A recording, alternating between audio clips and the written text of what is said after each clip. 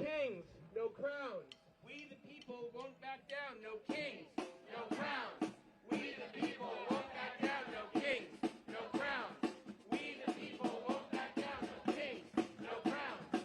We the people won't back down, no kings, no crowns. We the people won't back down, no kings, no crowns. We the people won't back down, no kings, no crowns. We the people won't back down, no kings, no crowns.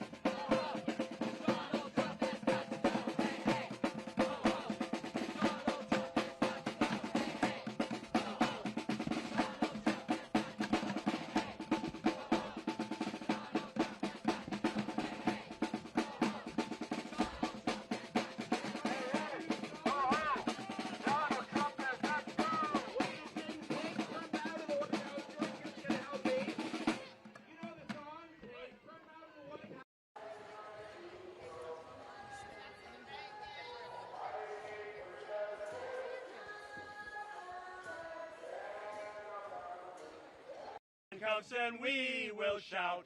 We don't care if he never gets out. We say no, no, no to his kingland. We won't be subjects for him. For it's 1, 2, 3 times impeached for a would-be king. Everybody! Okay, one more time. Take Trump out of the White House. Lock him up in a jail. Get him in handcuffs and we will shout.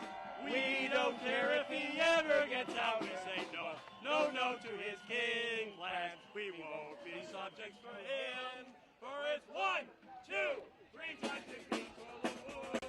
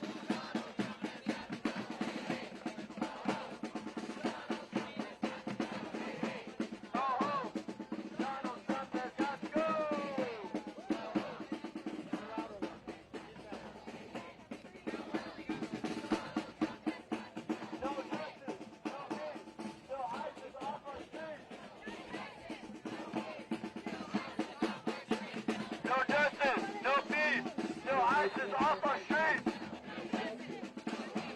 No ISIS off our streets! No justice! No ISIS off our streets! No justice! No peace! No ISIS off our streets!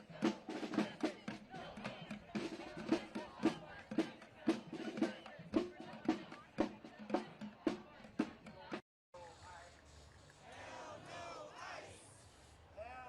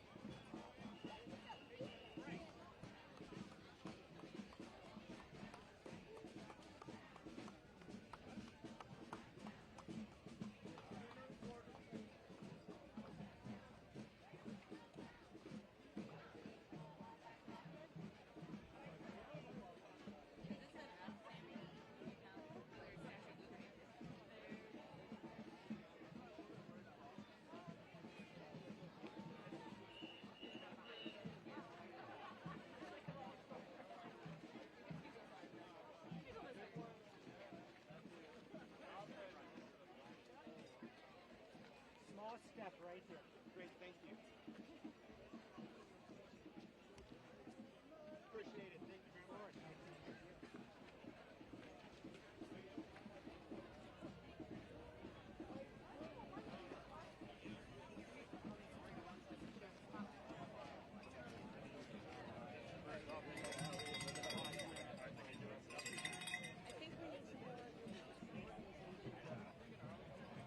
We're getting a little loose. We're playing a little loose right now.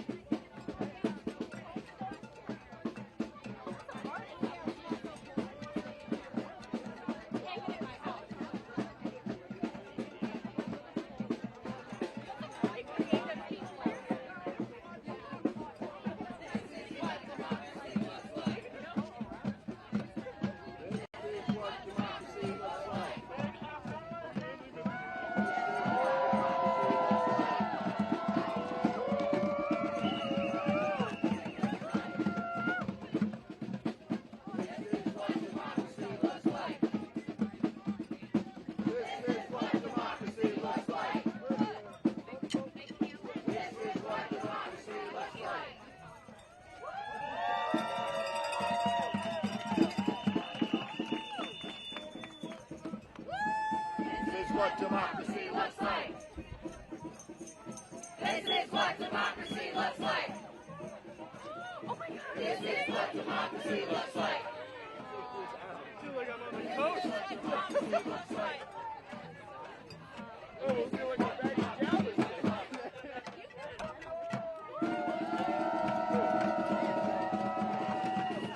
We've been to Galveston.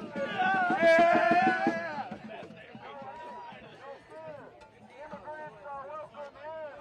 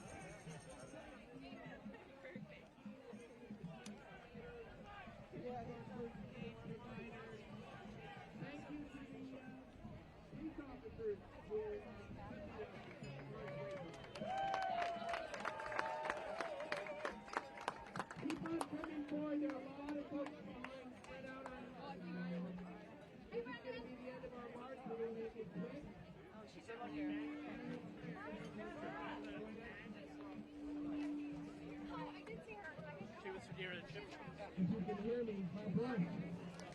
If you can hear me, clap twice. If you can hear me, clap 3 times. How do y'all feel about our sound system? We're going to do better next time. If you'd like to help us buy a sound system, I'm only going to say this once because Lisa hates it. We've got a little contribution box up here to defray the expenses associated with the march and buy us a better sound system. Don't feel any pressure. We also have free buttons. Big round of applause for Bob, who made enough buttons for almost everybody here.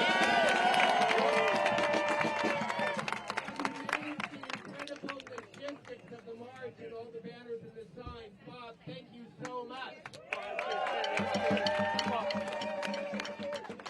And our wonderful marshal captains, Julia and Dave, and the 20 folks who volunteered as safety marshals. Some of them for the first time. Let's give it up for the marshals.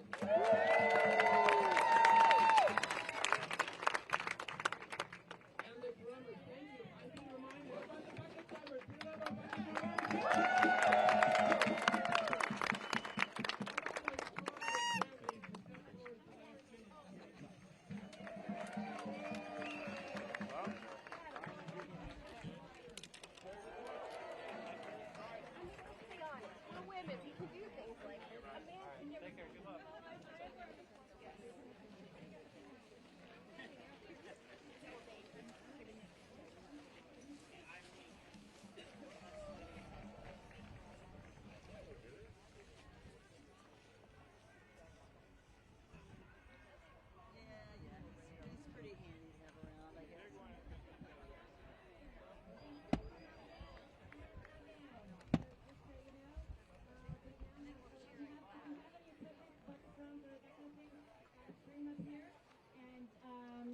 Thank you guys all. It was just amazing. I have never been a planner for this kind of a big march before. Well, thank you to our planners. And be talented and go, keep resisting. Take to the streets, always. Don't forget to vote. Yeah, if you're a Virginian or a New Jerseyan, election's happening right now. I wanted, the signs are so creative. I'm going to give a few shout-outs. Woman here's got a sign. Turn it around.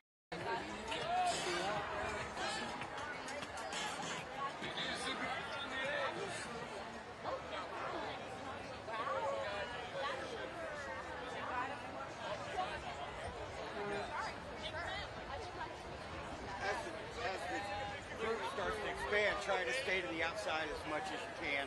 Yeah. We're growing right as we're getting to the, and then we're about to.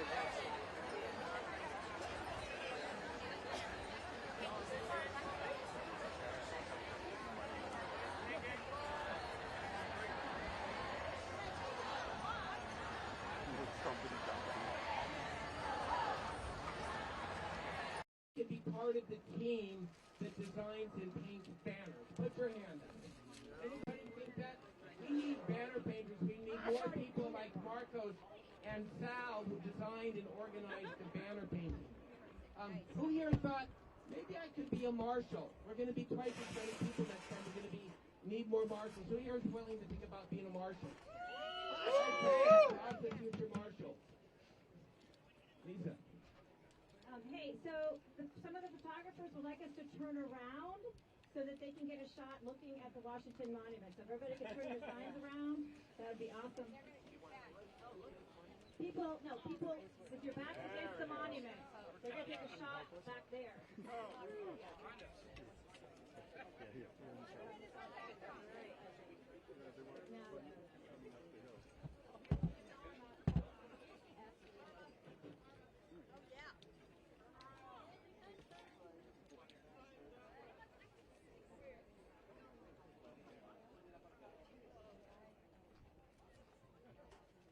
Okay, thank you. Y'all can turn back around now. You've got a few options now. The main rally has begun. It's at 3rd in Pennsylvania, which is the other end of the mall. We are a feeder march. There are many other feeder marches coming from around the city. We felt like for us this was going to be enough. If your plan is to walk up to the next to the big rally, please take your signs with you, your flags with you. If you want to carry a big banner that you don't own, just have a word with your Lisa and arrange to get it back to us. Who here is planning to walk to the big rally? Don't go yet. So you'll all be marching down the mall. The safety marshals might or might not be with you, but you'll be nice and safe on the mall. You'll have a blast. You can also walk to one of the metros and go home. Some of us are going to No King's Action back in the suburbs. Clear plans to leave and go home from here. Not too many. Some. Okay. Two final requests for when we break up. One, the Park Service is short-handed because of the shutdown. Take everything you brought, including your sign. You think everybody wants your sign. Nobody wants it as much as you. Keep it with you. Carry it away. Use it next time.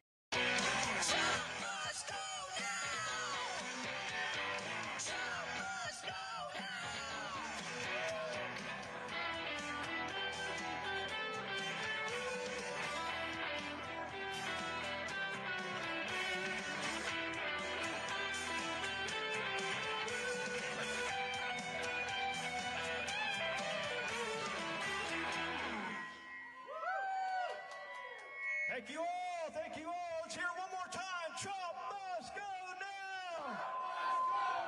Trump must go now. Trump must go now. Trump must go now. Trump must go now. Trump must go now. Trump must go now. That's right, folks. We are the power. We here in D.C. All right? All right. All right, we're going to play a song for you. It's called DC Stands, because that's exactly what we're doing. We are standing up for our rights. We are standing up against fascism. And God damn it, we are going to beat this shit. All right?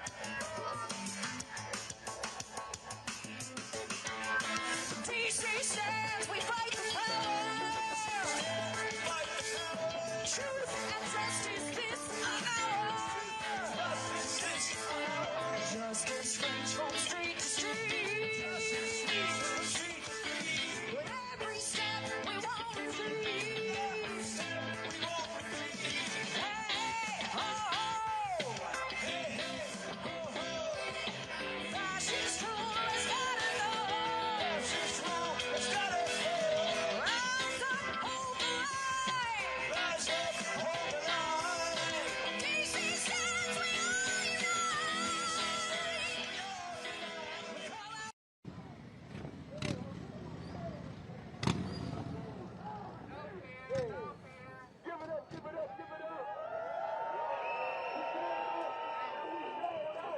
Remove the regime contingent with the massive success. We brought thousands to the streets. And now we here joining up with our brothers and sisters in No King's Day, USA!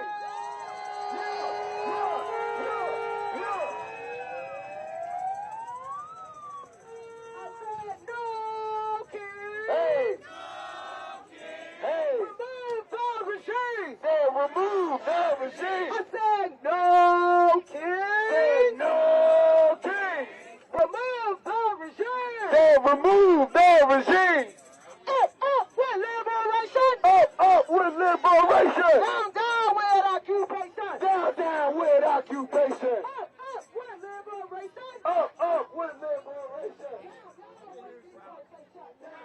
with deportation! Down with deportation!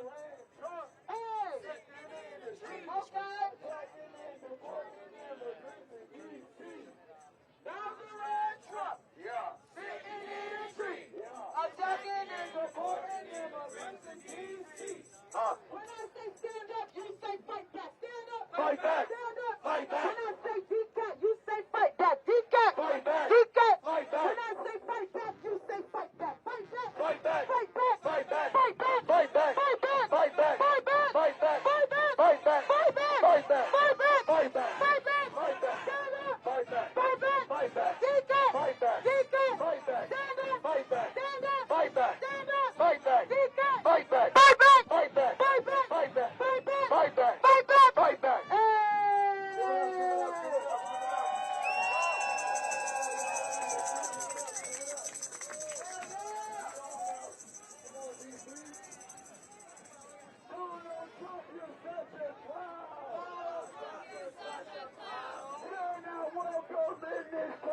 You're not welcome in this town. Donald Trump, you're such a clown. Donald Trump, you're such a clown. You ain't welcome in this town. You're not welcome in this town. Donald Trump, you're such a clown. Donald Trump, you're such a clown. You're not welcome in this town. You're not welcome in this town. You're not welcome in this town. You're not welcome in this town. You're not welcome in this town. You're not welcome in this town. No king.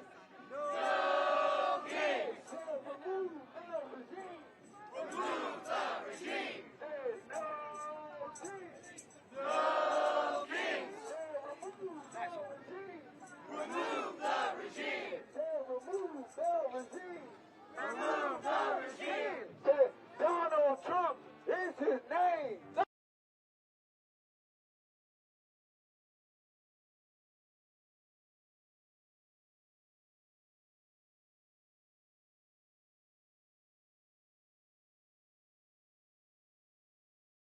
Donald Trump is his name.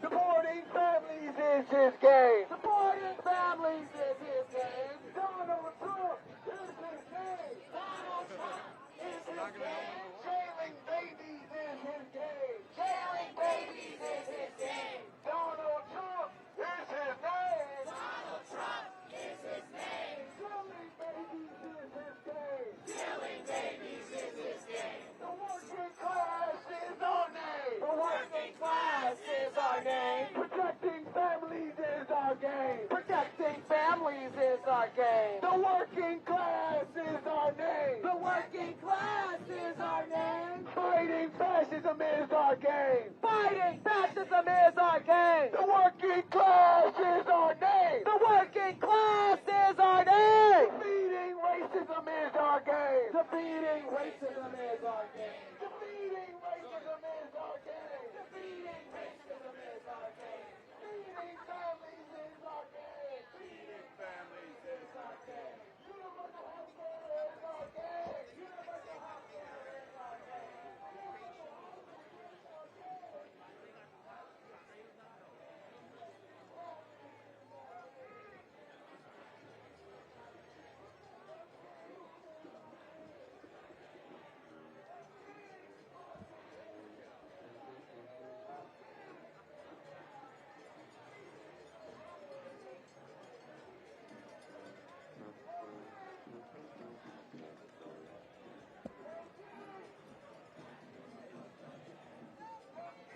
These are amazing signs that people have.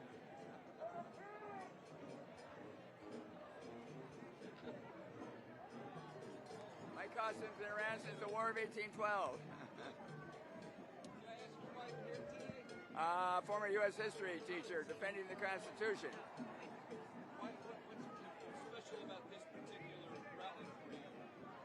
We got to point out to the country that people are paying attention, that 49.9% of the vote is not a mandate to rip apart the Constitution.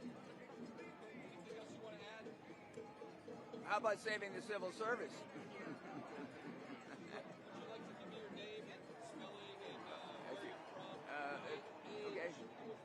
Okay. Yeah, my nephew worked for Reuters. Bill Gruen, Gruen. I used to teach history at the Edmund Burke School 40 years ago. These pants, I made them myself. We would debate the annexation of the Philippines. They're red, and I sewed on the white. I didn't know you could buy red and white striped pants. All right.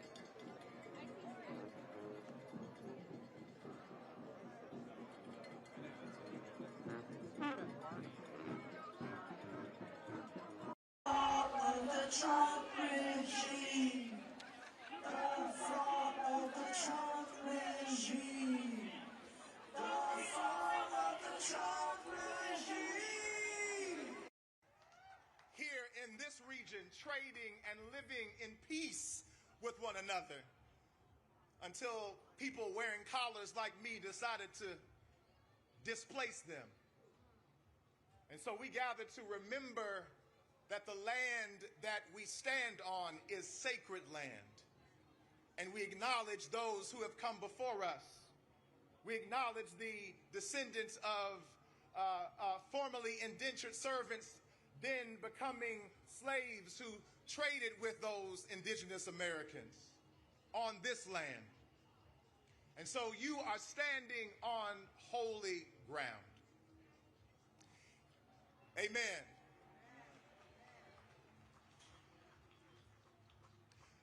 I want to give honor and gratitude to our Creator, God, and to each representative of our Creator who has gathered here today.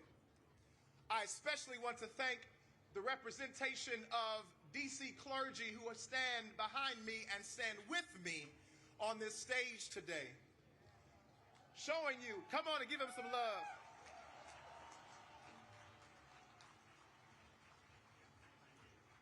Standing with me today is Pastor Mark Thomas. Standing with me today is Rabbi Esther Letterman. Standing with me, yeah, come on, give them love. Standing with me today is Pastor Christopher Zacharias and Reverend Anthony Moore and Reverend Gail Fisher Stewart and Minister Stephanie Thomas Gordon and Brother Sim Singh Atariwa, and Reverend Terrence McKinley and Sister Nada Zaldi.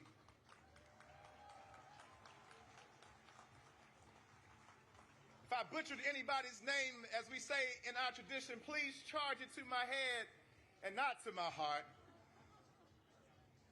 In my tradition, there is a story in the book of Daniel in the 3rd chapter. It's a story that you can find in the Hebrew Bible. It's about 3 brothers named Shadrach and Meshach and Abednego. And there was a king in the land in those days. And that king's name was Nebuchadnezzar. He was a narcissistic king. He was a prideful king. He believed that neighbors should turn against neighbors instead of loving neighbors. He believed in the occupation of territory and not the blessing of sacred land. And he told everybody in the land that they had to bow down and worship him. They erected a golden statue of him and put it on the and put it in their land at that time. And those 3 brothers who were gathered there, those 3 sacred vessels of holiness, they refused to bow to that king. And I just believe that we have a few folk who are here today who are willing to stand with me and simply say, we will not bow.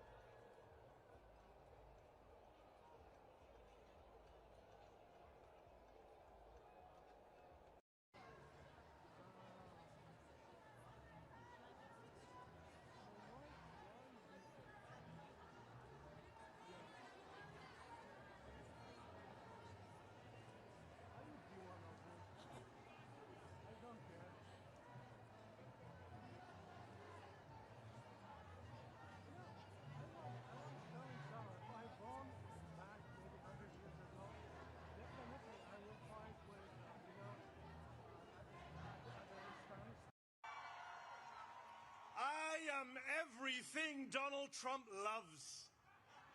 I am the Trump trifecta. I'm also a bit of a socialist. But shh, don't tell Stephen Miller. He alarms quite quickly. Can I just say, it is so heartwarming to see so many of you out here in D.C. today. D.C., make some noise. We need to make sure today that they hear us in the White House and in the Capitol. All week, I've heard Speaker Mike Johnson and Republican members of Congress say that this rally, the No Kings rally, is a hate rally. A hate rally. The people who can't get through a single day without hating on late-night comedians and overweight soldiers and Muslim politicians and Mexican immigrants and Palestinian refugees and black women and transgender kids and peaceful protesters and Mr. Fricking Potato Head, they are lecturing us on hate? Really? I'm not here out of hate. I'm here out of love. I'm here because I love this country. I love America. I love the First Amendment. I love our democracy. I love our diversity. Yes, our diversity. And I am not willing to sit back and watch our glorious American multiracial, multicultural, democratic experiment, our constitutional republic, destroyed by the guy from Home Alone 2. Not going to do it. Because I did not inherit America. I did not inherit America. I chose America. I wasn't born here. I immigrated here. And we immigrants, we love this country often more than the people who are born here. Because we chose to move here, live here, swear an oath to the Constitution here. An oath that the guy down the street violates every morning and every night. The great irony is, of course, that Donald Trump is the son of an immigrant, the grandson of an immigrant, and married to an immigrant. In fact, 2 of his 3 wives were immigrants, proving yet again that immigrants will do the jobs that even Americans are not willing to do.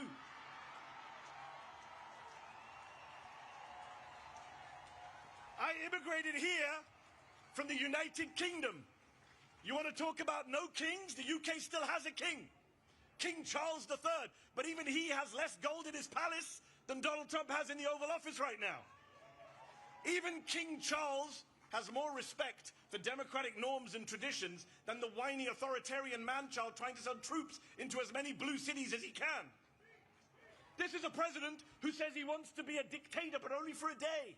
Well, we are now 271 days into his wannabe dictatorship. He just went to see the Egyptian president Sisi, who is a military dictator, runs one of the most repressive regimes on earth.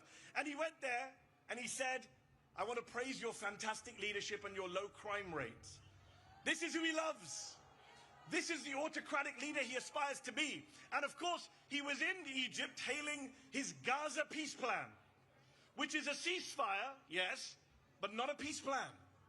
Donald Trump, the man who uses Palestinian as a pejorative, as a slur, has no plan for Palestinian freedom, no plan for Palestinian statehood, no plan for justice for the Palestinians who have been massacred and starved and genocided and ethnically cleansed for the past 2 years, including the past 9 months of his presidency.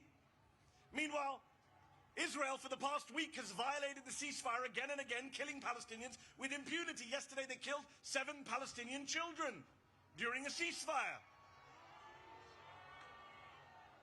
There is no peace in the Middle East because, as Dr. King said, peace is not just the absence of violence, it is the presence of justice. So these are dark times. Genocide abroad, fascism at home. Which is why it's so crucial that we gather, we organize, we rally like this. We mobilize, we pluralize, we bring people into the tent. We register voters, we defend voters, we become voters if we're not already. And you know, they say we don't reach out to the other side. We don't reach out to conservatives or Republicans, that we're in an echo chamber. Well, let me say to every Republican and conservative watching, aren't you the ones who said no more big government, no tyranny in America? So if you believe that, what are you doing defending masked federal agents in unmarked cars, bundling people off of the streets, including American citizens, and disappearing them? How are you okay with that?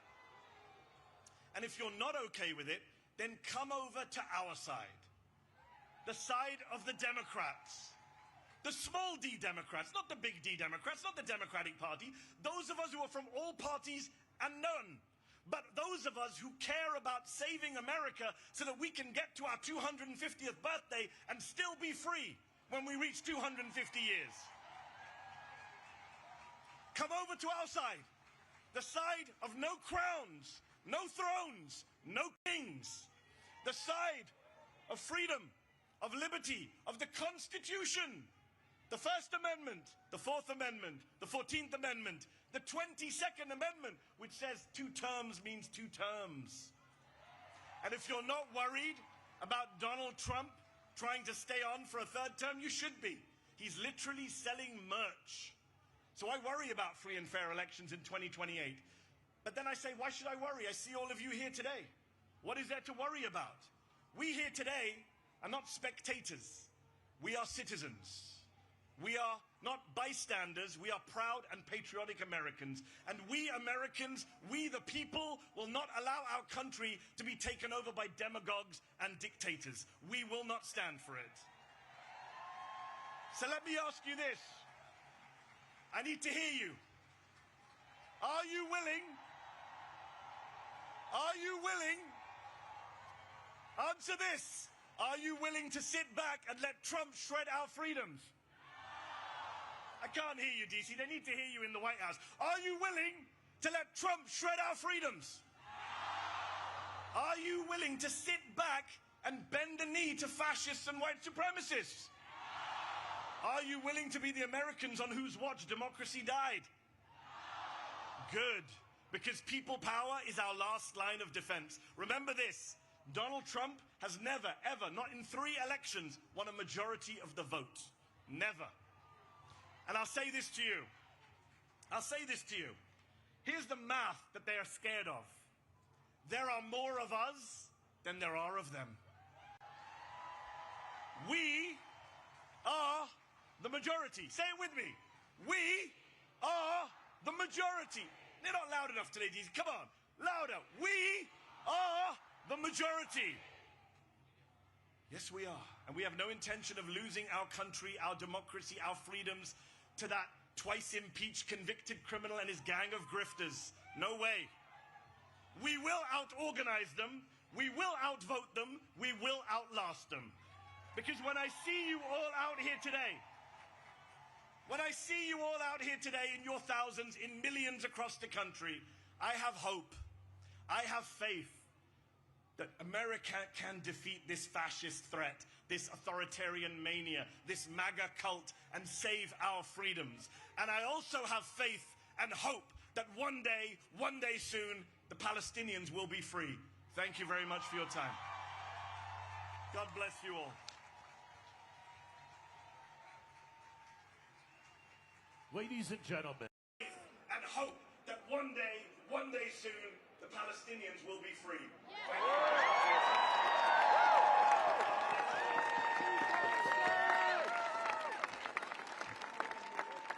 Ladies and gentlemen, let's give a warm Washington, D.C. welcome to Deirdre Schiefman, Chief Political and Advocacy Officer of the American Civil Liberties Union.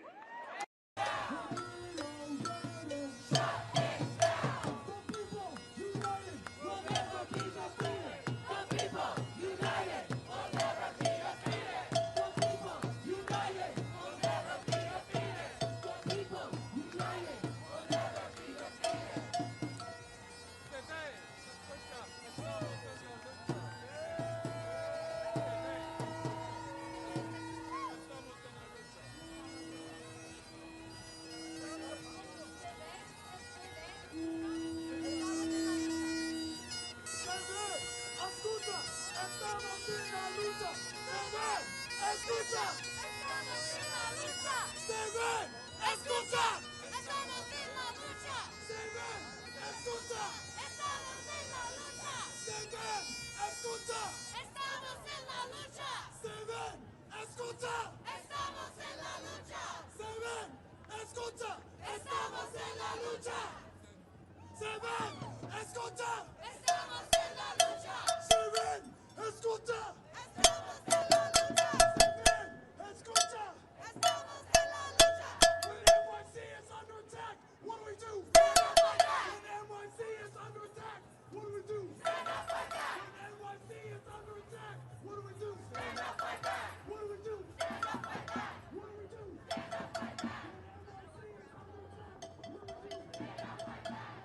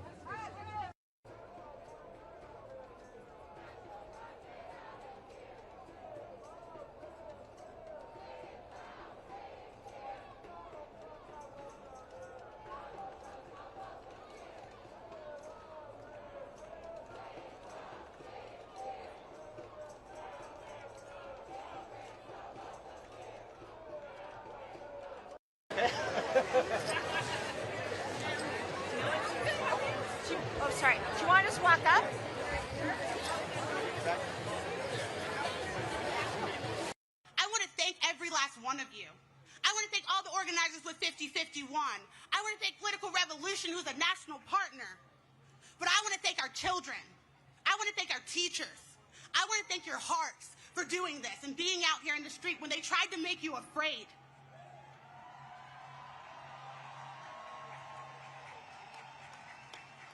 The message today will be crystal clear, and they won't be able to ignore it.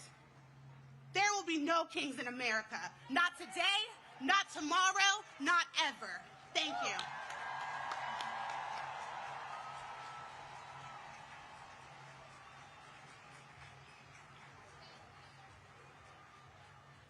Please welcome to our stage Oliver Marino from Immigrant Legal Resource Center and member of El Colectivo de Familias Migrantes, and Afeni Evans, community organizer with the Fair Budget Coalition.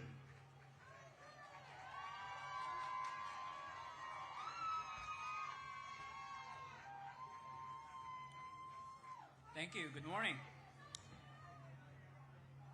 Earlier this year, as the Trump administration began its anti-immigrant attacks from the White House. That's a great wall.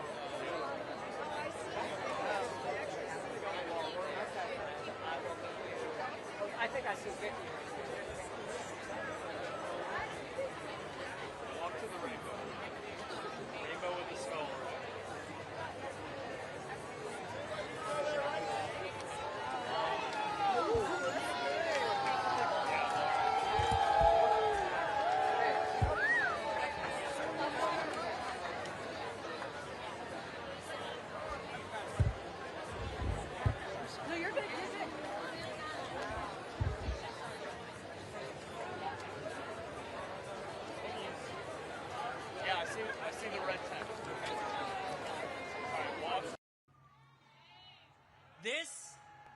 This is still happening. Just a few blocks from here, people have been racially profiled, handcuffed, and put in vehicles and taken.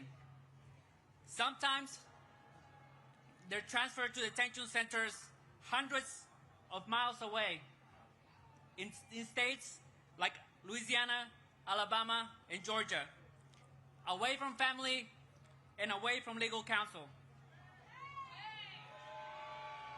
And to be clear, here in D.C., the anti-immigrant attacks have come not only from the White House, but also from our own mayor, Mayor Bowser.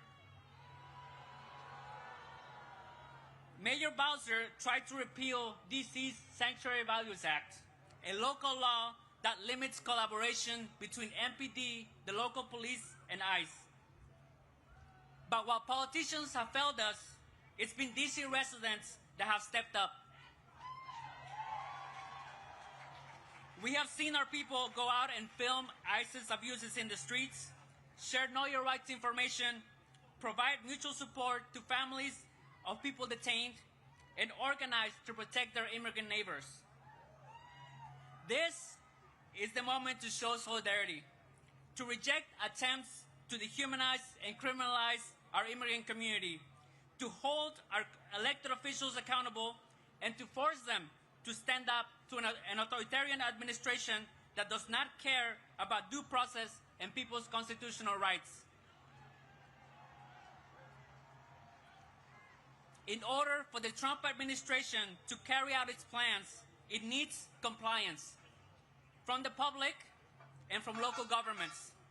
We must not comply. We need to do all that's in our power to protect immigrant families and our neighbors. We need us. We need you. We need each other to protect families, not feds. Thank you.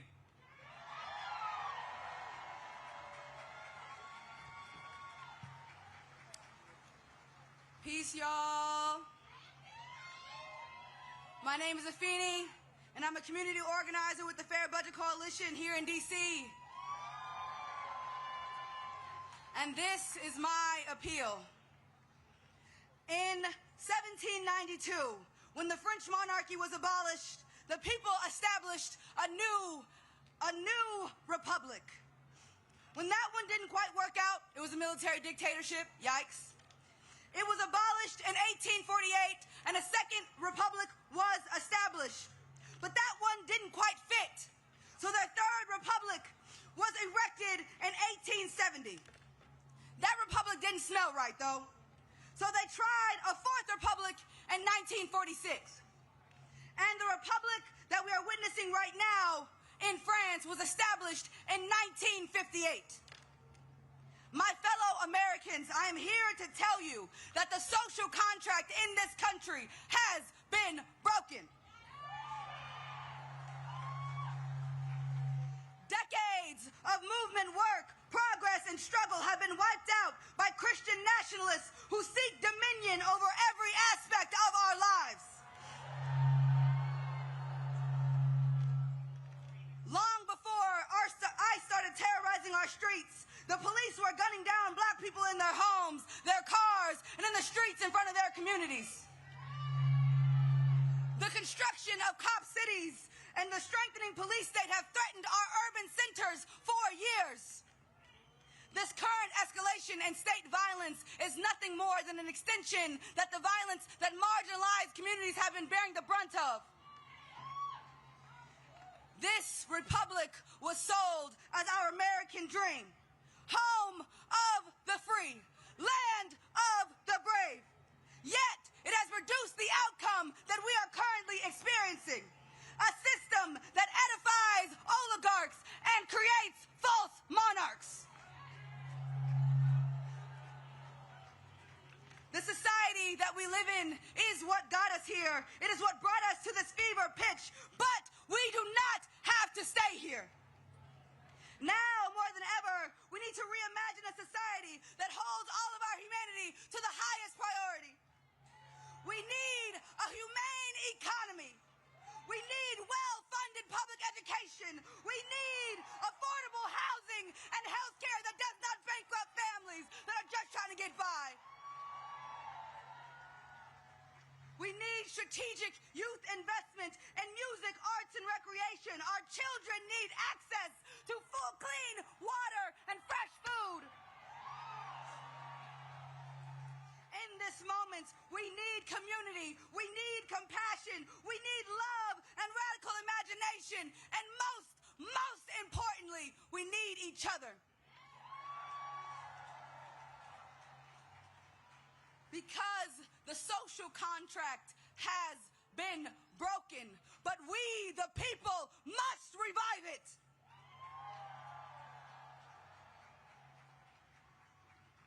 We, the people, can be stewards for a land of the free. We, the people, can be brave and make this broken house into a home for all of us.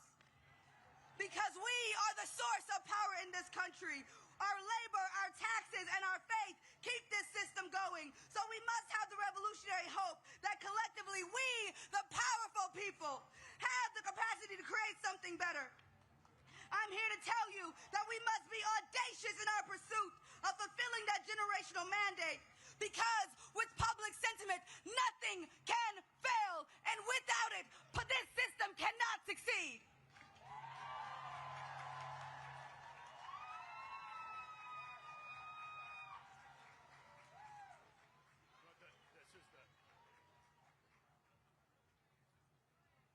And now, welcome to the Snow King stage, an American science educator, engineer, comedian, television presenter, inventor, keynote speaker, and author. He is a respected champion of scientific literacy who has challenged opponents of evidence-based education and policy on climate change, evolution, and critical thinking. Please welcome Bill Nye, the Science Guy.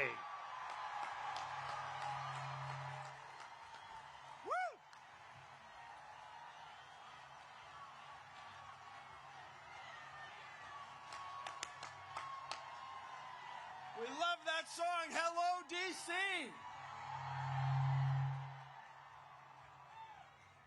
Fellow citizens, it is wonderful to see so many of us out here today.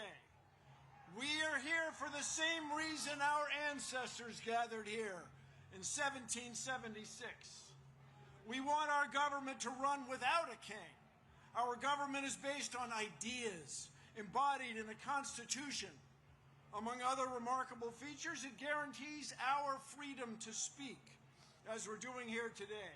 Rather than doing one monarch's bidding, we have agreed to form a democracy, to work together, and to follow the laws that derive from it. No thrones, no crowns, no kings.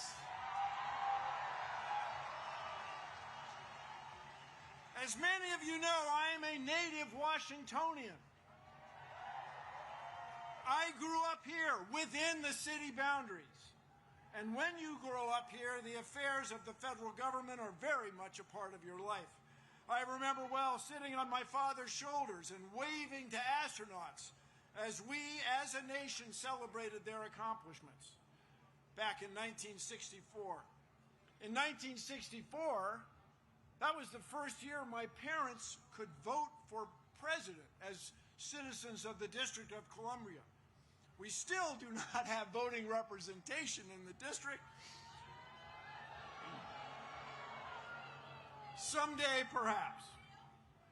I remember well Martin Luther King's dream and Resurrection City, the plywood structures on the National Mall erected to house protesters who came to town demanding equal rights and opportunities, barely a month after Dr. King had been assassinated.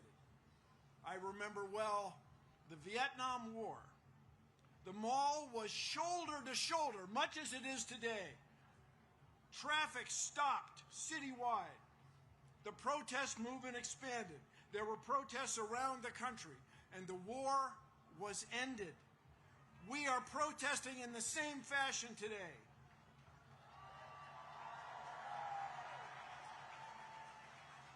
Only today, the stakes are higher. Rather than abandoning a war against an elusive, perhaps sometimes imaginary foe, we are confronting the possible end of our republic. We are here to tell our lawmakers that what's going on in our government is wrong.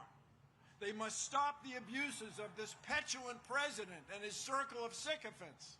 No thrones, no crowns, no kings.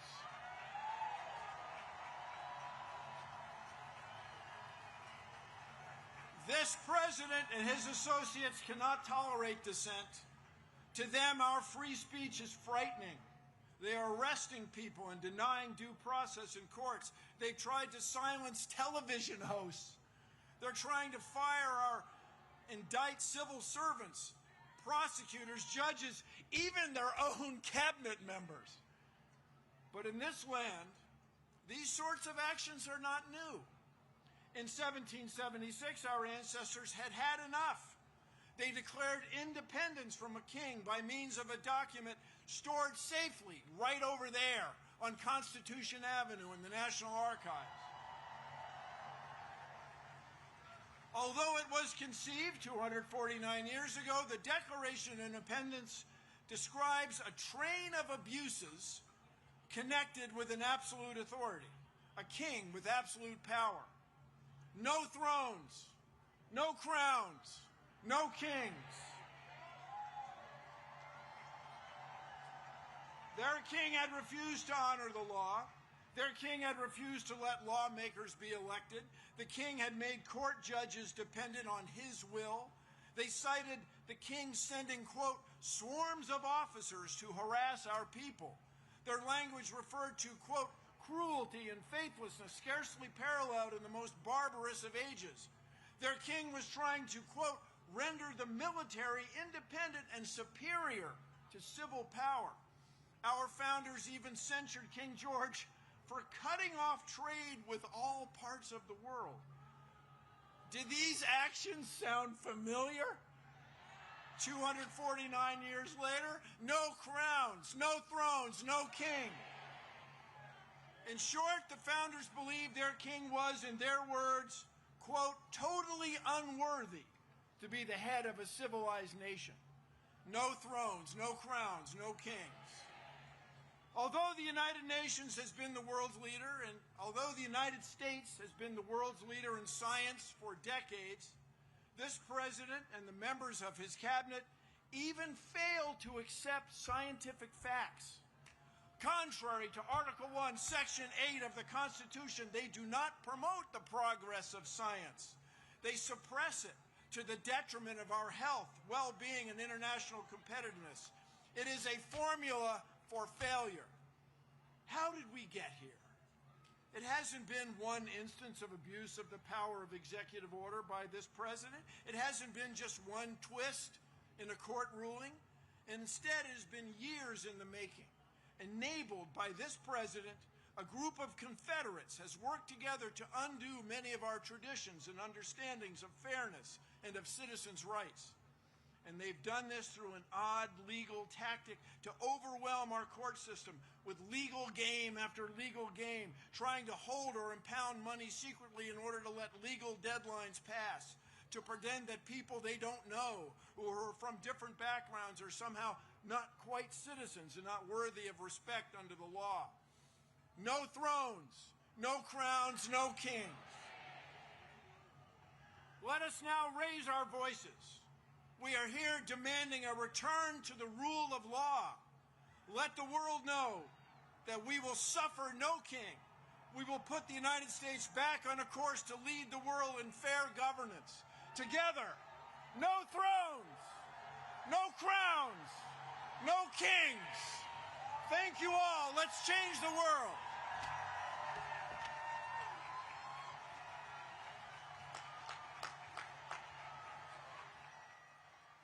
Ladies and gentlemen, now please welcome Ai-jen Poo, a care advocate and organizer who serves as executive director of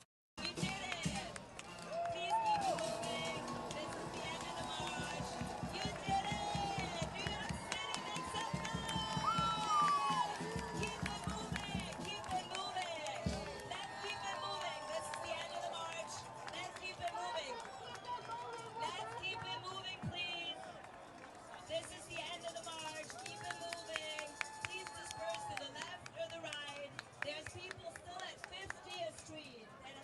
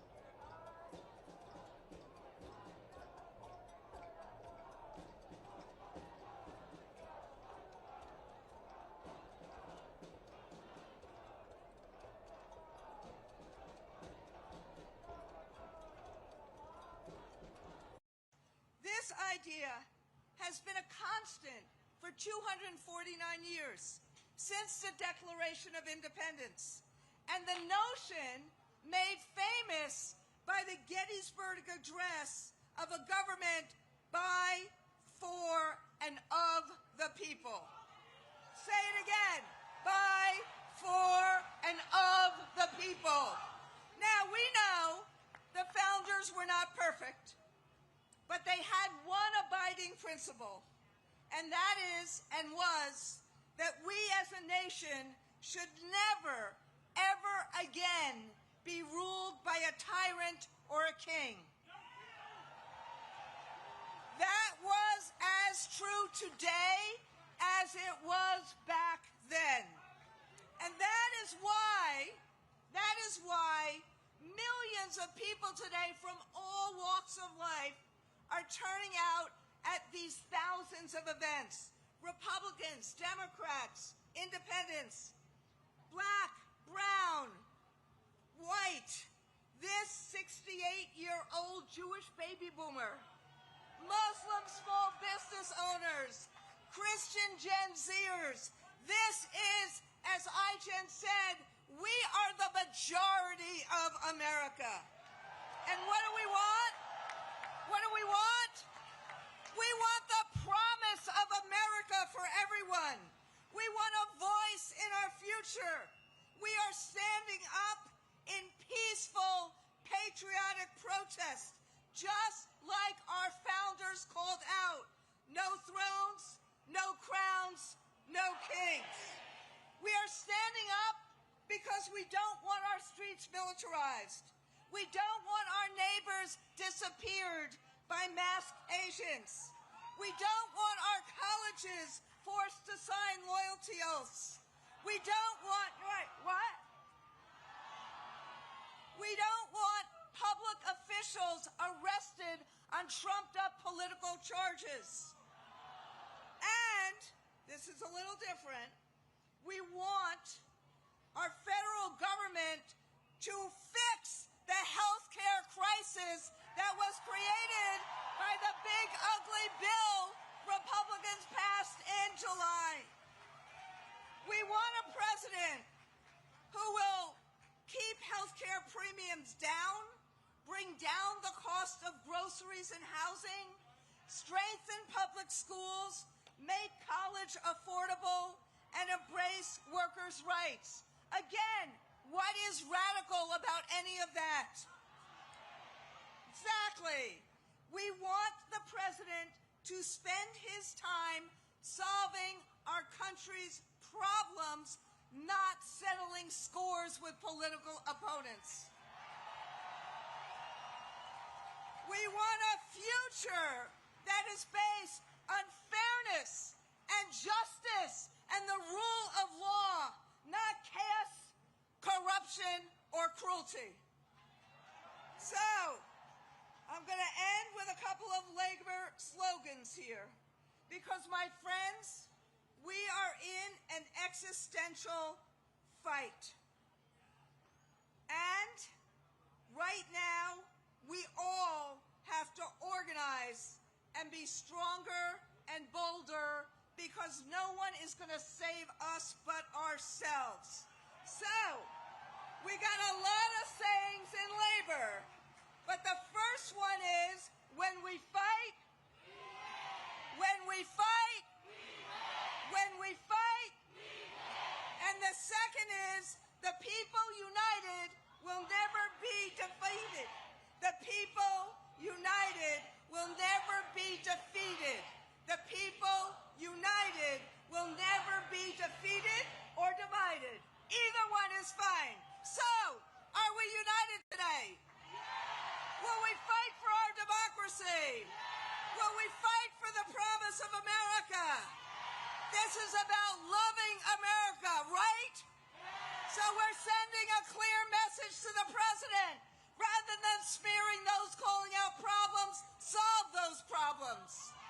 So today, no kings. Tomorrow, freedom. Today, no kings. Tomorrow, the masked men to let them go home to their kids. rapid responders and everyday citizens are being intimidated, beaten, tear gassed, simply for recording, for honking their horns, for blowing a whistle.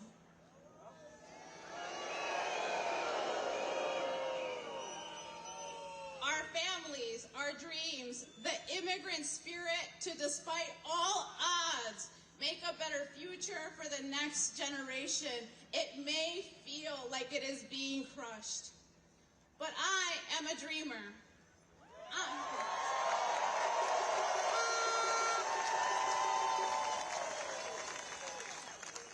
I know what it's like to come home when you are 5 years old and your dad is not there. And I am still standing.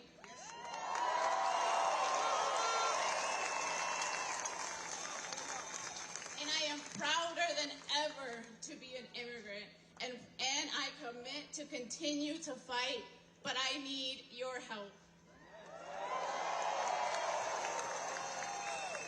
Here's how you can help.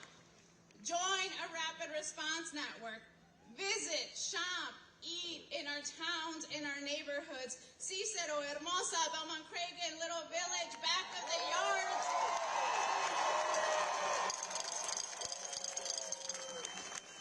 Elgin, Waukegan, Aurora.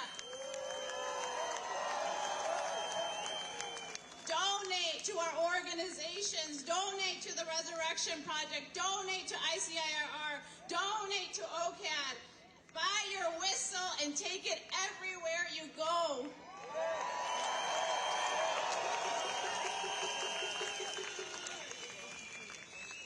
All of this will help, but we need it to stop. We need more than help. We need this to stop. So I am asking you to help us. Share the videos on social media. Make sure the world knows what is happening. Call your members of Congress and tell them this has to stop. Talk to your family who voted for Trump and tell them to call their members of Congress. Tell your boss, tell the companies you work for to take action and say this has to stop. Public opinion is shifting, but we have to make it faster.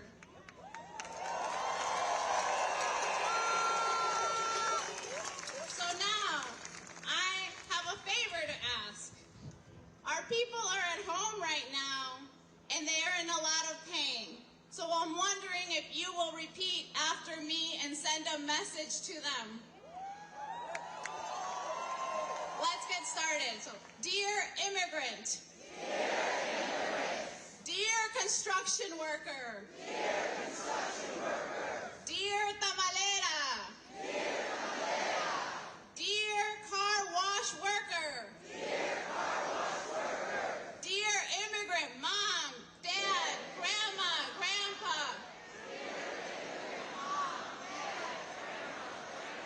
Dear immigrant friend. Dear little brown kids. You are loved by your city. Chicago loves you. We are so sorry this is happening to you. But you have our promise that we will make it stop.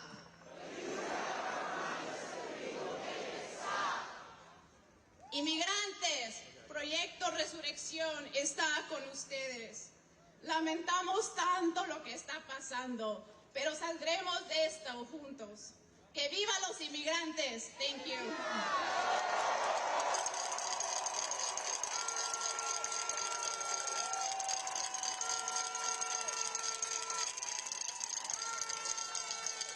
Thank you, Indira. Our next speaker has been working to protect all Chicagoans. He has signed executive orders to resist these attacks and these unlawful attacks from the federal government. Please join me in welcoming the mayor of the great city of Chicago, Mayor Brandon Johnson.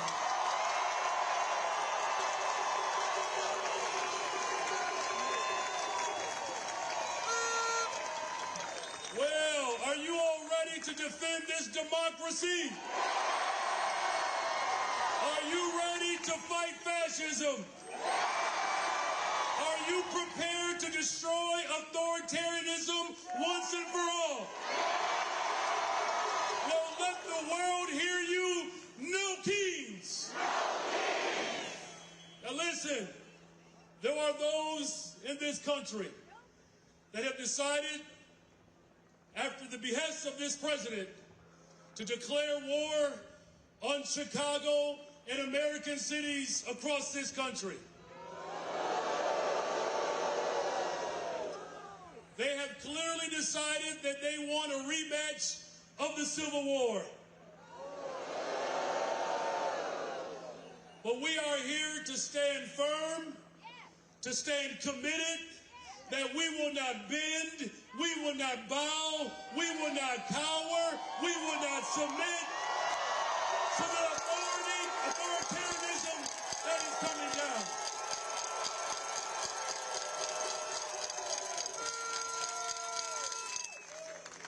I want to make this point emphatically clear, that the attempt to divide and conquer this nation will not prevail, because when the people are united, justice always prevails.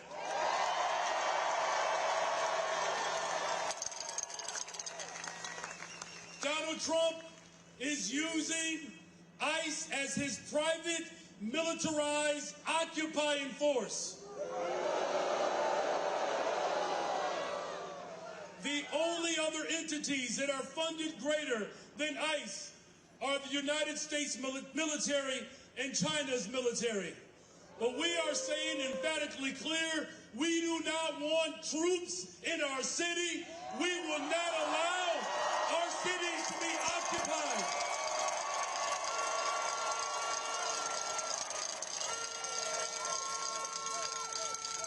Now here's the last and final point. We have to be absolutely clear of not just what we're fighting for, but what we are looking to tear down. Donald Trump just shifted the largest concentration of upward wealth into the hands of the ultra-rich and large corporations in the history of this country.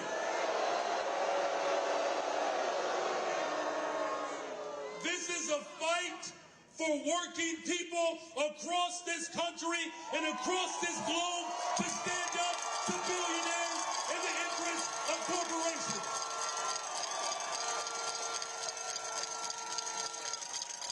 Now, there are some billionaires and corporate leaders that want us to have sympathy for them, and they have just received the greatest tax cuts at the expense of health care and housing and education and transportation and good-paying jobs. So here's what we need to do in this moment.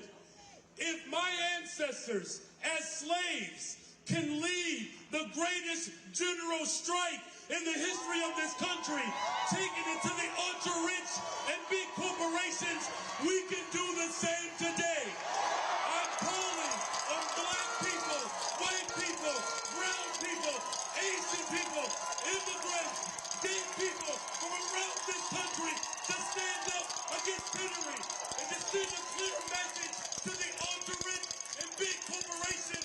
We are going to make them pay their fair share in taxes to fund our schools, to fund jobs, to fund health care, to fund transportation.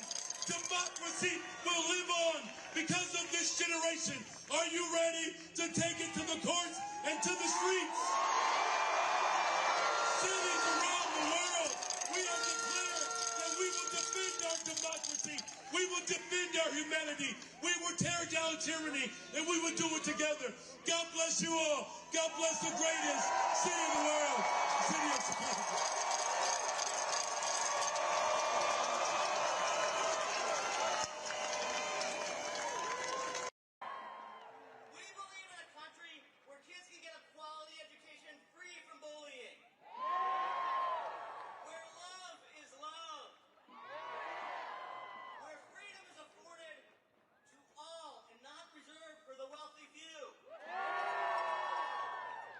That is America.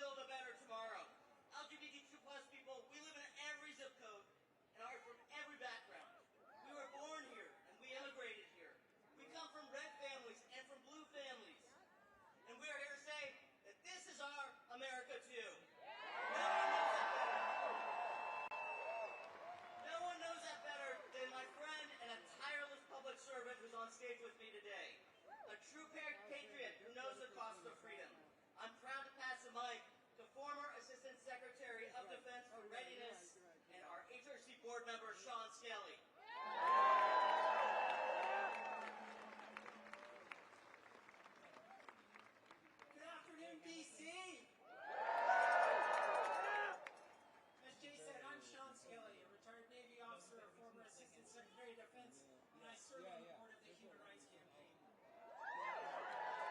I'm a proud trans woman who loves our country, who's put my life on the line for our country and our rights. And I will fight for it now using all the rights that the Constitution gives us, and I swore an oath to defend. I was proud to recently serve alongside thousands of transgender service members who have served with honor, skill, and courage. They have protected us while their own Commander-in-Chief and Secretary of Defense have vilified them and denied their right to exist. Anyone who serves in uniform deserves so much better than what this tainted chain of command has to offer. This administration targets these brave Americans because of its wanton campaign to drive me and all of my transgender brothers and sisters out of our country, out of our society, out of the protection of our laws, and into some dark, dangerous corner that they are inventing. This wannabe autocrat can't allow transgender Americans to serve honorably and successfully in our military, which is the highest regarded institution in America, when they have chosen all transgender Americans, already some of the most at-risk and vulnerable people in this country, to be their autocratic other. The people to be feared, scorned, and blamed because of their shameless lies, hateful lies that they tell about the danger that trans people supposedly bring to our society, and somehow upset the utopia that the dear leader promised us is around every corner. The American people respect those who put on their uniform, who protect them, and serve at the risk of their lives for people we don't even know. We're here today because generations of Americans have bet their lives and their families' future on the promise of a more perfect union. The oath I took 10 times over 35 years of service in uniform and as a civilian means to every person who ever took it in good faith, and I'm going to quote the former chairman of the Joint Chiefs of Staff, Mark Milley, we don't take an oath to a king or a queen or to a tyrant or dictator. We don't take an oath to a wannabe dictator. We don't take an oath to an individual. We take an oath to the Constitution. Your lives and lives are protected. To put it simply, no kings. No kings. We demand justice for our transgender service members. We demand justice and civil rights for every transgender American. We demand justice and democracy for every single American. No kings. Thank you.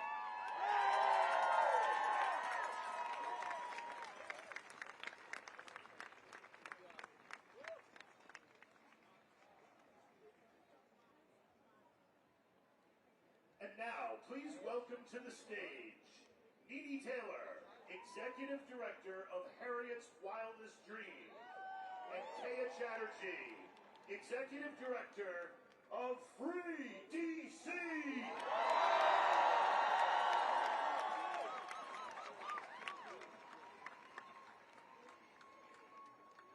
Welcome to DC. I hear y'all say, welcome to DC.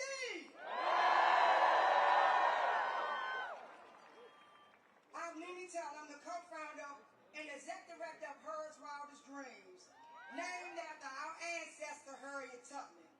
I'm also the co-founder of Free DC. I was born and raised right here in Southeast Washington, D.C.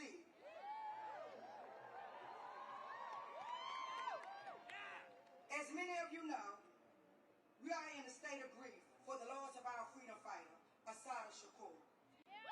We honor her life, her courage, and her teaching. She taught us that we need a revolution of the mind and a revolution of the heart. These words still lead me, because this work begins in how we show up for one another, how we care for one another, and how we show up for one another. Washington, D.C. is a black home. We come here to Washington, D.C., that is what you You came here to Washington, D.C. That's what you're stepping into. A home built by black hands, held together by black lungs, guarded by generations who refuse to leave. The people of D.C. have been teaching, protecting, and fighting for this city long before most of you start paying attention. We have been living and breathing the consequences of racist policies, displacement, and over-policing since post-Civil War. We have been demanding and calling for D.C. to become a state. We need D.C. statehood now. D.C. statehood now. D.C. statehood now. On Monday, our freedom marchers were up at the D.C. courts until the cell block closed 2 o'clock in the morning. They were watching hearing after hearing after hearing of our neighbors being kidnapped over the weekend. We also have 300,000 black women who have been fired in the last few months. Most of those are federal workers right here in the district. And we just listened to lawyers argue at the Supreme Court that fixing the system to make it fair for black people somehow harms white people. This is what we are up against. This is what we are up against. Black people's freedom is being threatened by a failing democracy and has been punched by white fragile supremacy. Here in D.C., we have been organizing, protecting, and building long before cameras arrived. If you want help, listen to those who have been doing this work before Trump became in office, before all of this came to play. Listen to the ones that's been on the ground ever since 400 years ago. I see all of you right here, and y'all see me. All of the applauses, and yet, when you all call to meet, when I call you to meet impacted black people, where will you be?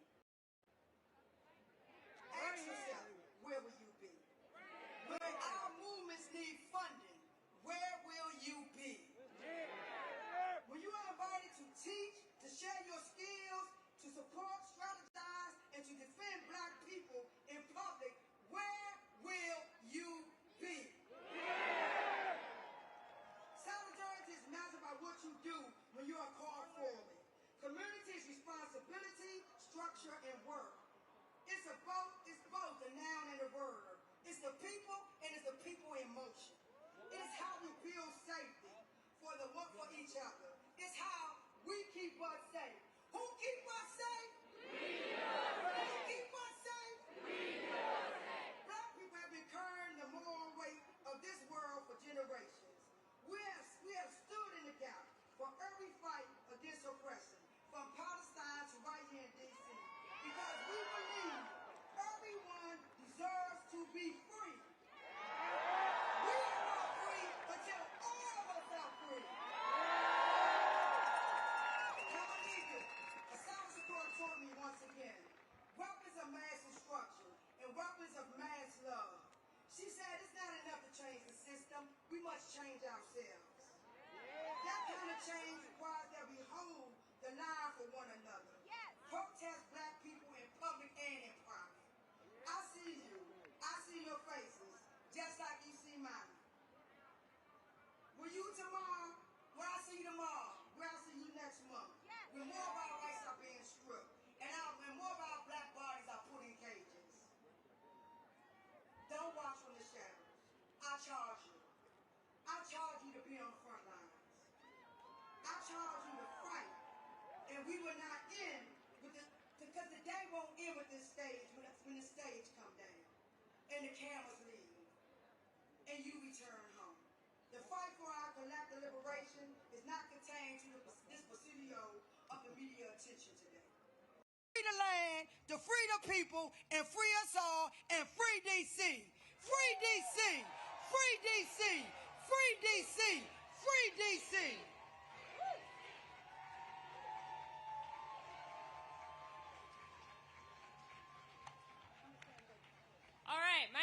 Maria Chatterjee. Thank you so much, Nini. I am with Nini, one of the co-founders of Free DC and the executive director of Free DC.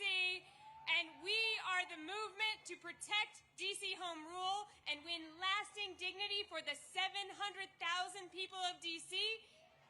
Let me hear you, DC. Who out here is here today for a Free DC?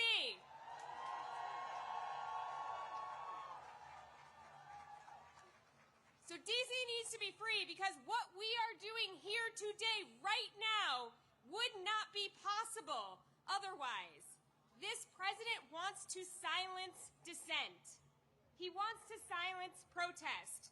He wants to do that everywhere, and we saw him try to do that this week. President Trump and his allies lied about this very event that we are attending right now. He tried to get us all to stay away from here. But did we do that? Our right to protest is important everywhere, really it is, but there is nowhere that it is more important than here, in the capital of the country. We know what authoritarian rulers do. Authoritarians, they try to prevent dissent in the capital. They want to control capitals. They have tried to control capitals through the history of time and space because controlling a capital is a way to control a nation and a way to prevent the transfer of power. This president is no different from those authoritarians, and we saw that on January 6th, right? We saw that. And this president started attacking DC again the day he took office again. Today, we are in our third month of military occupation by armed forces from multiple other states in DC. There are gangs of federal agents who are attacking our communities. And we've heard from so many people today that they've attacked our unhoused neighbors. They've attacked our immigrant neighbors. They've attacked black and brown neighbors. They've attacked our cultural institutions. They've attacked thousands of people who serve as federal workers. They've tried to take over our local police department. They put a disgraced Fox News host in charge of our local prosecutions. And on top of that, their allies in Congress are trying to pass dozens of bills, more than 24 budget riders that take away basic rights from the people who live in the capital of this country. This president is trying to instill fear among the people here. Exactly. Exactly. We won't let him. We know better than that. We know better than that. We know what to do, right? We know what to do.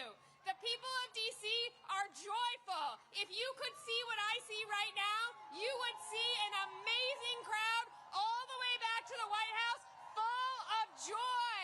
The people of DC are powerful. We are going to use that power. We have what it takes here in DC, not just to resist this tyrant, but to actually take him out of power and win. And I want to say, I'm not just talking about voting.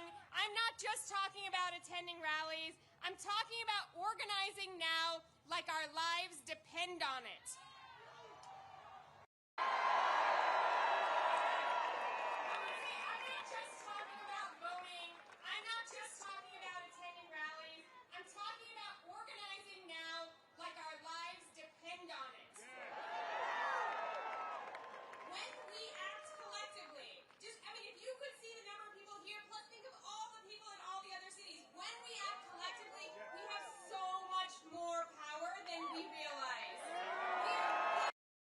Consumers, we can choose to either fuel the companies that are profiting off of our oppression, or we can starve those companies. We have power as jurors. We have seen that these indictments they are trying to get, they are failing, right? Our people understand the assignment. We see that this administration's charges are unjust. We have power as taxpayers. We are all right now collectively funding this regime, and we have the power to slow that down, right? We know what's on our license plate here in D.C. What's it say? That's right. And we have power as community members. We can engage in our sacred duty to protect one another, to support one another in solidarity, and to reject this cruelty agenda that we're seeing unfold. And if those are things that you want to be a part of and you aren't already, come find the Free DC action tents. They're over to the right. I know it's like so crowded you can't even see where I'm waving here, but they're in John Marshall Park over to the right, and you can join the effort and the power it takes to win. We're also at freedcproject.org. What we have seen over the last 10 months is that every single time they attack us, if we respond, we grow stronger. Every time they attack us, we grow more united, we grow our people, and we grow our resolve, and we learn what it takes to take them down. We're building unity, we're building power, and we are going to demand full power over our local money, our DC National Guard, our local laws, and ultimately, yes, we will be admitted as the 51st state of the United States of America. It is not going to be Canada. It's not going to be Greenland. It's going to be D.C. And our entire national democracy will always be at risk until that happens, until we actually protect the capital of this country. And that means that everyone across this country needs a free D.C. From Ward 1 to Ward 8. From Los Angeles to Chicago, from Memphis to Portland, we are more united now than we have ever been. We are united against deploying the military against our people. We are united against attacks on our democracy, and we are united against this agenda of cruelty that we are seeing unfold before our eyes. Together, we, the people here today, and all our friends we organize, we're going to bring it to an end. Free D.C.! Free DC! Free D.C.! Free DC! Free D.C.! Free DC!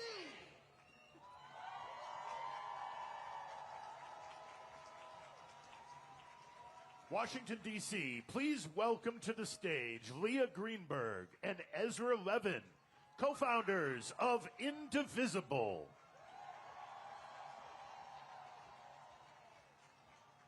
Hi, everyone. It's great to be here with you today. I'm Leah. Hey, I'm Leah's husband. And we are the co-founders of Indivisible. We support a movement of thousands of local indivisible groups organizing in every state of the country. These are regular people who understand that saving our democracy is too important to be left to the politicians, and it's going to take all of us. Woo. Now, I've got a question for you. How many kings do we have in America? That's right. We are in the middle of a sprint by Donald Trump, Stephen Miller, their MAGA cronies, to consolidate power and bully American society into submission. They have come for corporations and billionaires, for law firms and universities, for media and civil society. They are ripping families apart, and they are shredding our Constitution while they line their pockets in the biggest heist of all time. And the way they do it is they go on the attack. They make demands. They claim powers they don't have. They bully and they threaten to retaliate, and they see if anyone will push back. And if nobody pushes back, they win. And then they go on to the next attack. They are doing everything they can to convince us that they are all powerful, that they are inevitable, that they will win. And I need you to hear me. It's a lie. Woo! It's always been a lie.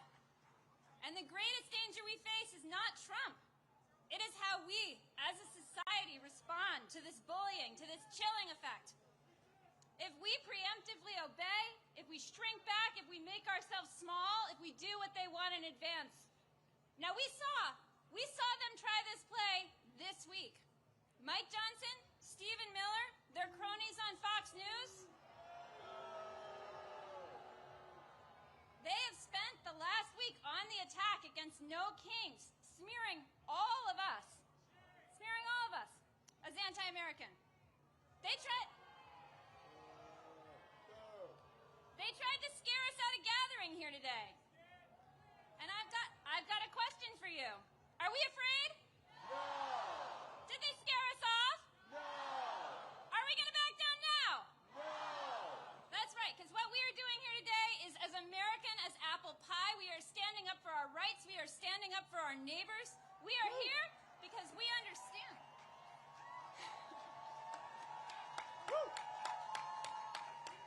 We are here because we understand that when a tyrant threatens your right to free speech, you call his bluff and you stand up. In every action and every day, we defy the regime. So I've got something to say to Mike Johnson, Speaker Mike Johnson, who spent all week smearing regular Americans. There are nearly a dozen No Kings protests happening across your district today. And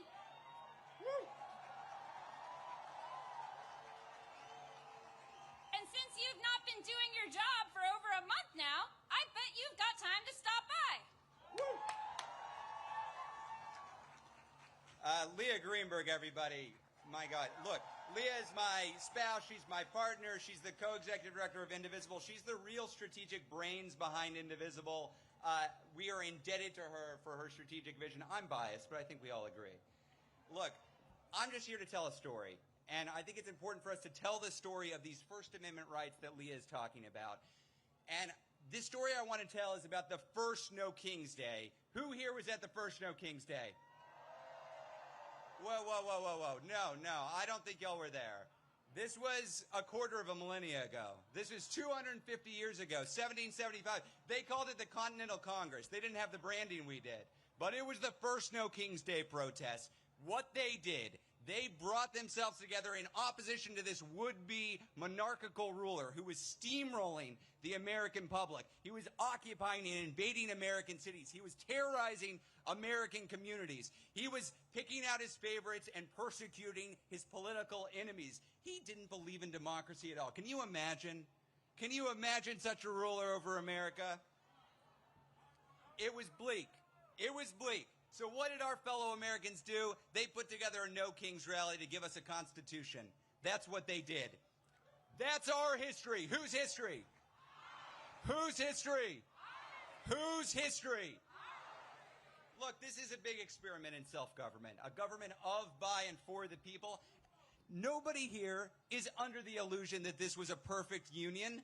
That's not what we created. This was a compromise of rich men, of white men, of slave-holding men. But this imperfect union that they put together, it also gave us some fundamental rights to make it more perfect. Who has been using those rights? The abolitionists, the suffragists, the heroes of the civil rights movement, the leaders at Stonewall, the leaders in the Dreamer movement, and all of us here. All of us here. Whose rights? Our rights. Whose rights? Ben Franklin, that lovely Benny, what did he say? Benny told us all, when asked what they had created, he said, a republic if you can keep it. Who's going to keep this? Who's keeping this republic? That's right. We love this country enough to demand more of it. You know who doesn't want us to make any demands? This regime. The tech fascists, the billionaire backers, they want us lazy and pliant and docile. They want us alone and afraid and powerless. Are we powerless? No. Are we alone? No. Damn right we're not. As I stand here today, Elon Musk, remember that guy? He's out of the White House. Jimmy Kimmel, back on air. And for the last week, this regime has been quaking in its jackboots at the thought of 200,000 people in D.C. outside the Capitol where Mike Johnson isn't working and hasn't been for the last month. You know what it turns out? It turns out that we're braver than the billionaires. Who's braver than the billionaires? Who's braver than the billionaires? This is my favorite part, folks. I get to name some names. Jeff Bezos, who took a respected pro-democracy institution that had the slogan of democracy dies in the darkness, and he turned the slogan into corruption, capitulation, cowardice, shame. Respected pro-democracy dies in the darkness, and he turned the slogan into corruption, capitulation, cowardice, shame. I see this guy in the news, the head of Salesforce, who's welcoming troops into San Francisco. This guy who is begging to give artificial intelligence to ICE to triple their size. Zuckerberg. End of story. Need I say more? But we're not just booing, y'all. We're not just booing. We're organizing. This is a movement of everyone in this country who is taking a side. We are taking a side. It is a time to choose that side. Are you on the side of the MAGA forces, of the Nazis, of the billionaires? Hell no. So I ask businesses, universities, churches, which side are you on? We're on the people's side. Which side? Look, nobody on this stage has told you there's no need to have fear. We see what this regime is doing. We see them rattling their sabers. We see them sending troops into communities. We see them zip-tying children and dragging them out of apartments. We see this. This movement, the 200,000 of us here, this movement is not a fearless movement. It's better than that. It's a brave movement. The other side wants to suppress dissent, chill free speech, and come after their opponents. We're not here because we're fearless. We're here because we're better than fear. We're braver than billionaires, and we're bigger than ever before. We're going to win this, y'all, because we believe, as all Americans believe, we don't do kings here. How many kings? No. How many kings? No. Now, we had a little bit of extra time in the program, and a guy in Vermont with some ideas about this wanted to come up. So let's have him out.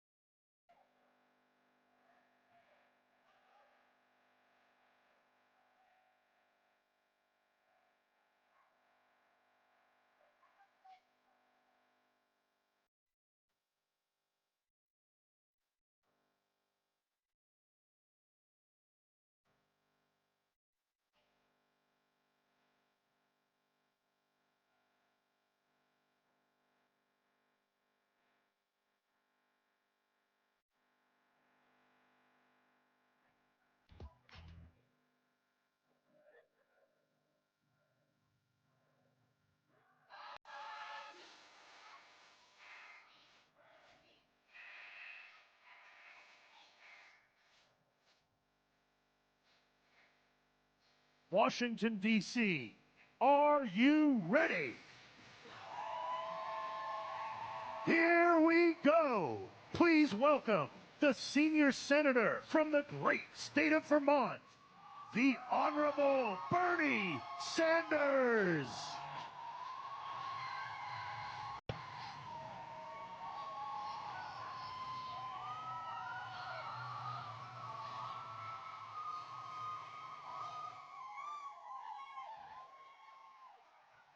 Thank you, Washington.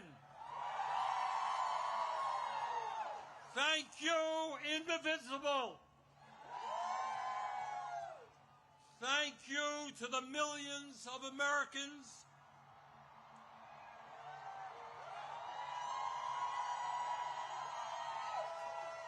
from our smallest towns to our largest cities in every state in our country who are gathering today at thousands of rallies.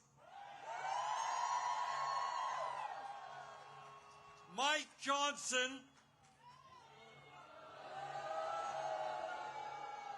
the Republican Speaker of the House, called these rallies Hate America events. Boy, does he have it wrong. Millions of Americans are coming out today not because they hate America. We're here because we love America.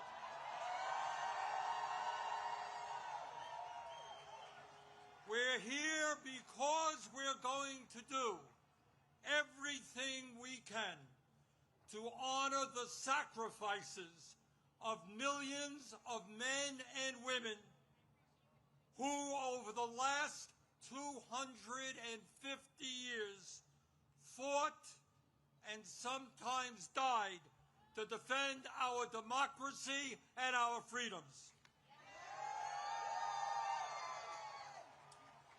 In 1776, with extraordinary courage, the founders of our country announced to the world that they would no longer be ruled by the King of England, a king who had absolute power over their lives. They demanded freedom. And to bring that about, they fought a bloody war against the British Empire and the most powerful military in the world. Tens of thousands of Americans died in that 8-year war, but our forefathers fought on and they won.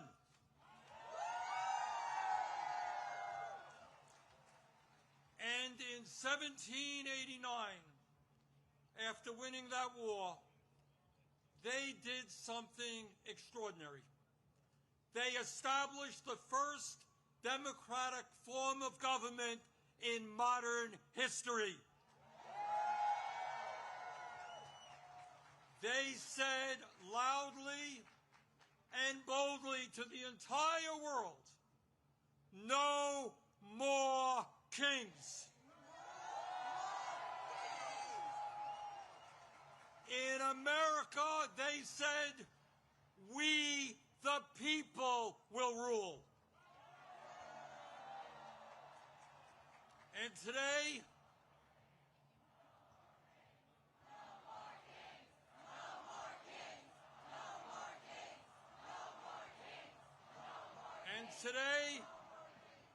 today in the year 2025, in this dangerous moment in American history, our message is exactly the same. No, President Trump, we don't want you or any other king to rule us. Thank you very much, but we will maintain our democratic form of society.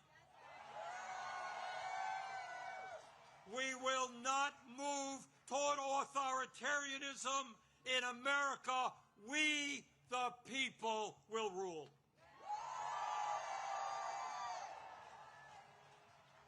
When he was sworn in as the nation's first president, George Washington called this attempt at self-government, quote, an experiment entrusted to the hands of the American people, end quote. My fellow Americans, in an unprecedented way, that experiment is now in danger. It is in danger when we have a president who wants more and more power in his own hands and in the hands of his fellow oligarchs. It is in danger when we have a president who claims claims that peaceful protests in Portland, Oregon, or Chicago, Illinois, is an insurrection, and calls in the U.S. military, and then threatens to arrest the mayors and governors who resist them. It is in danger when we have masked agents working for ICE, breaking down doors, throwing people into vans without due process, and taking them to God knows where.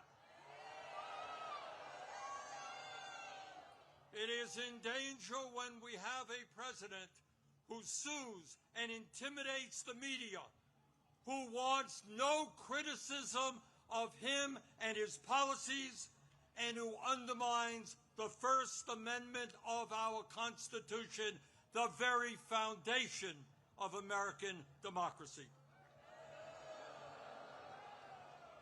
Our country is in danger when we have a president who threatens to arrest or imprison political opponents who stand against him, including the Attorney General of New York State, a sitting U.S. Senator, and the Governor of California. It is in danger when we have a president who undermines freedom of thought and dissent at our colleges and universities, and who attacks law firms that oppose him in court. It is in danger when we have a president who threatens to impeach judges who rule against him.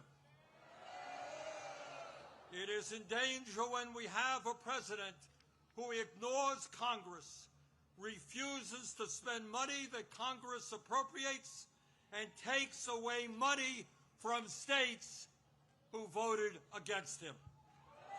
When we have a president who ignores Congress, refuses to spend money that Congress appropriates, and takes away money from states who voted against him. It is in danger when we have a president who illegally fires tens of thousands of federal employees right here in Washington, D.C. and throughout our country, and rips up union contracts that workers have fought for and won. It is in danger when we have a president who grossly violates the Constitution by accepting gifts from foreign leaders, including a $400 million plane from the royal family of Qatar, and then allows that family to build an Air Force facility in Idaho. Well, let us be clear. This moment is not just about one man's greed, one man's corruption, or one man's contempt for the Constitution. This is about a handful of the wealthiest people on earth who, in their insatiable greed, have hijacked our economy and our political system in order to enrich themselves at the expense of working families throughout this country. Yes, yeah, I am talking about Elon Musk, Jeff Bezos, Mark Zuckerberg, and the other multi-billionaires who were sitting right behind Trump when he was inaugurated. Remember that? The very same billionaires who funded his campaign, who have bestowed gifts upon him, and who have seen huge increases in their wealth and power since Trump took office. Yeah, Yes, I am talking about the insanity of one person, Mr. Musk, owning more wealth than the bottom 52% of American households.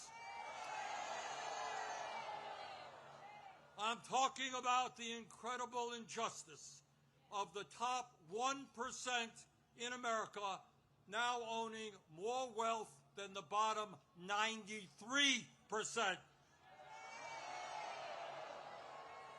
I'm talking about the richest people in America becoming much, much richer, while 60% of our people live paycheck to paycheck, struggling every day to pay their rent and mortgages, pay for child care and education, pay for their health care and prescription drugs, afford decent quality food for their kids, and maybe, just maybe, put aside a few bucks for their retirements.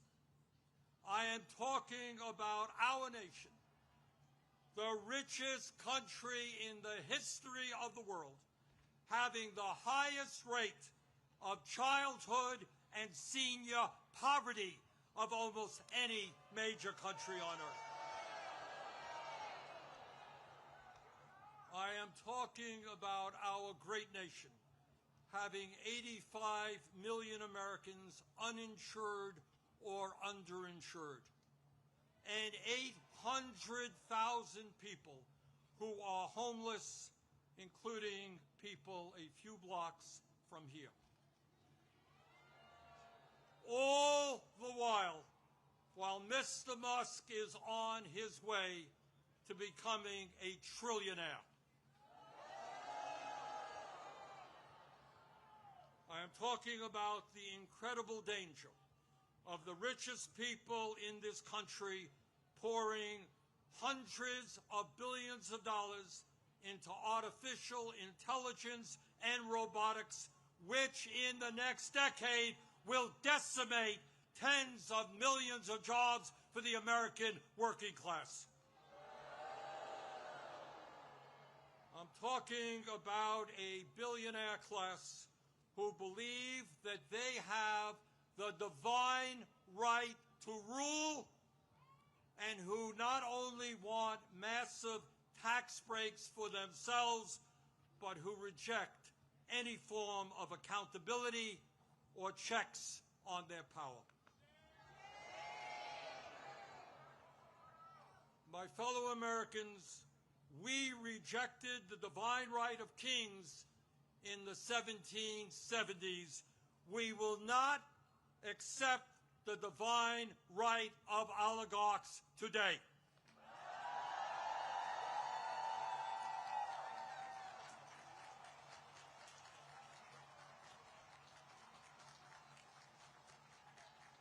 And now let's take a brief look at where we are today. Where we are today on the 18th day of a government shutdown, which is depriving millions of federal employees of the paychecks they desperately need and deserve. Let me cut to the chase and tell you exactly what this shutdown is all about. As a result of Trump's big, beautiful, disgraceful bill, which made massive cuts to Medicaid and the Affordable Care Act, 15 million low-income and working-class Americans are going to lose the health care they desperately need to stay alive. Studies suggest that when you throw those 15 million people off of the health care they presently have, 50,000 of them will die unnecessarily every single year. 50,000 Americans will die unnecessarily every single year. That's not all. as a result of that same terrible piece of legislation, over 20 million Americans are going to see on average a doubling of their health insurance premiums through the Affordable Care Act.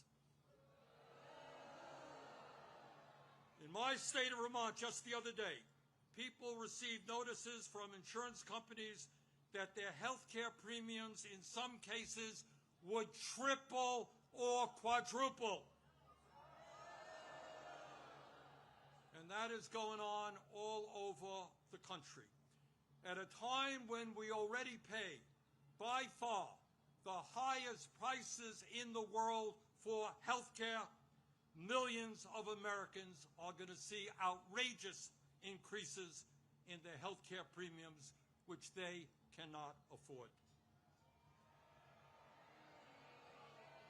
And why is that happening? Why are the Republicans making a broken healthcare system, a dysfunctional healthcare system, even worse? Why are they bringing our healthcare system to the verge of collapse? We all know the answer. We all know the answer. It was to give $1 trillion in tax breaks to Mr. Musk, Mr. Bezos, Mr. Zuckerberg, Mr. Ellison, and the rest of the 1%. $1 trillion in cuts to Medicaid, and the ACA $1 trillion in tax breaks for the 1%. That, my fellow Americans, is what this shutdown is all about. And let me be as clear as I can be. No, I will not vote for a budget that throws 15 million Americans off their health care.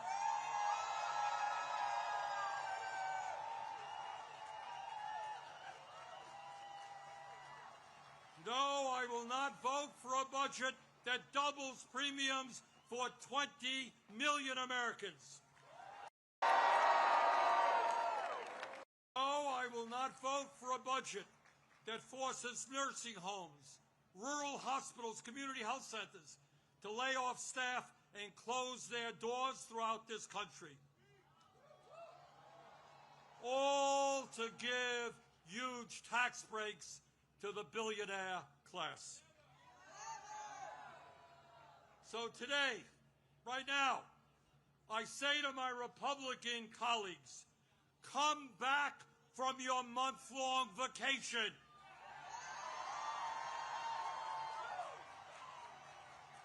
Start negotiating and do not allow the American healthcare system to be destroyed. End this shutdown.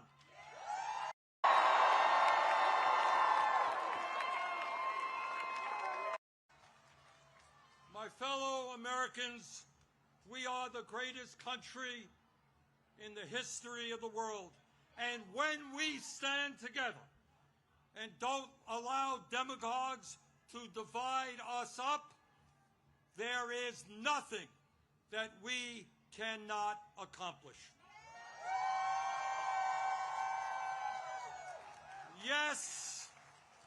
Yes, we can create a vibrant democracy by ending Citizens United and not allowing billionaires to buy elections. Yes, we can join the rest of the industrialized world and guarantee health care to every man, woman, and child as a human right. Yes, we can build millions of units of low-income and affordable housing and allow our younger generation to enjoy the American dream and own a home of their own.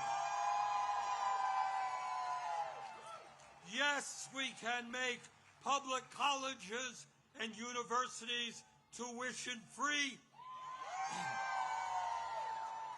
and have the best child care and public school system in the entire world. Yes, we can expand Social Security so that every senior in our country can retire with dignity. Yes, we can raise the minimum wage to a living wage and guarantee every worker the right to join a union. Yes, we can lead the world in transforming our energy system away from fossil fuels and create millions of good jobs as we save the planet. Yes, we can guarantee that every woman in this country has the right to control her own body.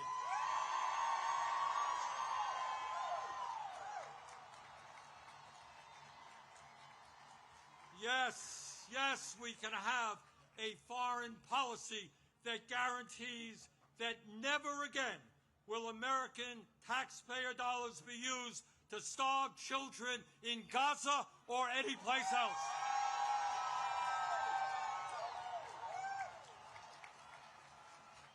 And now let me raise a question that I have been asked over and over again. You know, Bernie, great ideas, but how are you going to pay for them? Great question. Thanks for asking. And here is the answer. At a time when the wealthiest people in America have never, ever had it so good, at a time when billionaires are paying an effective tax rate lower than a truck driver or a nurse, yes, the top 1% and large profitable corporations will pay their fair share in taxes.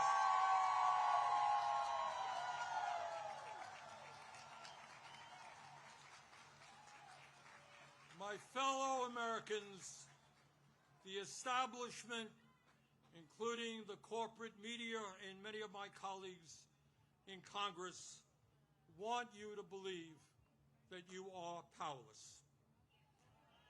They want you to believe that you cannot change the status quo. But that is a lie.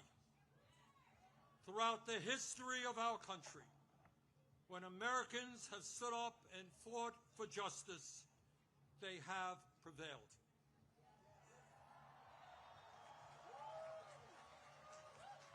When the founders stood up to King George, they were told it was impossible, but they won. When abolitionists fought to end slavery, they were told it was impossible, but they won. When workers organized to form unions and stood up to their bosses, they were told it was impossible, but they won.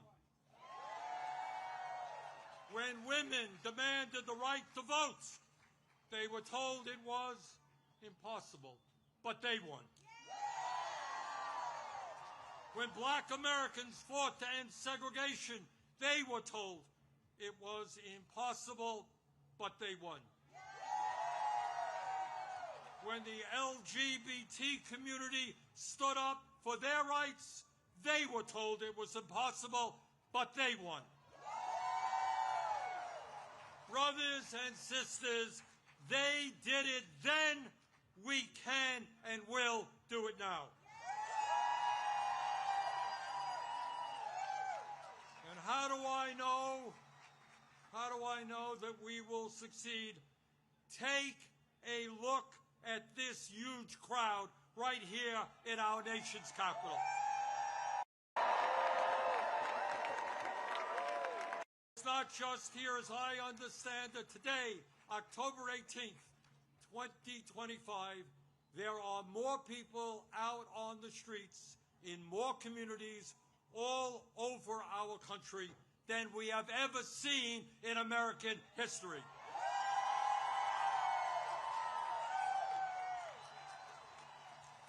Brothers and sisters, this is not the end. This is just the beginning.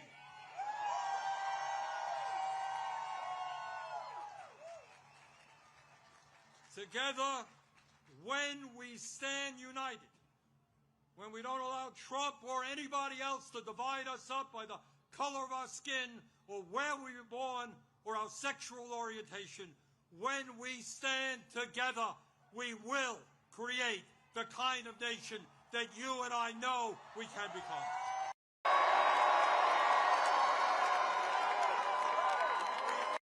And will create a nation devoted to freedom, justice, and democracy. Thank you all very much.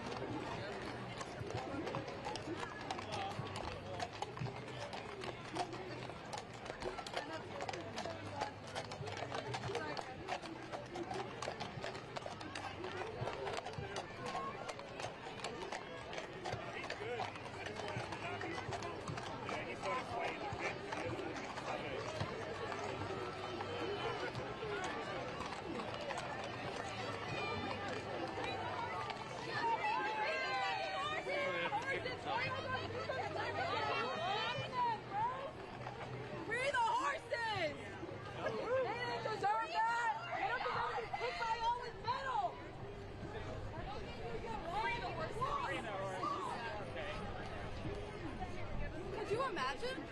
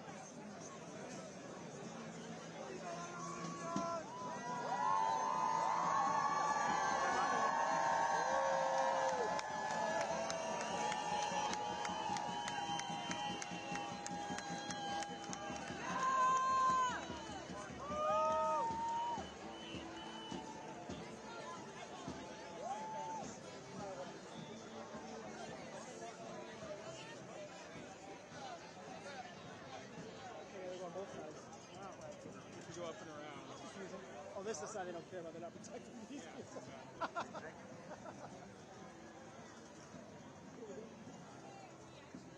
Jesus, guys, you're gonna get the supply wagon.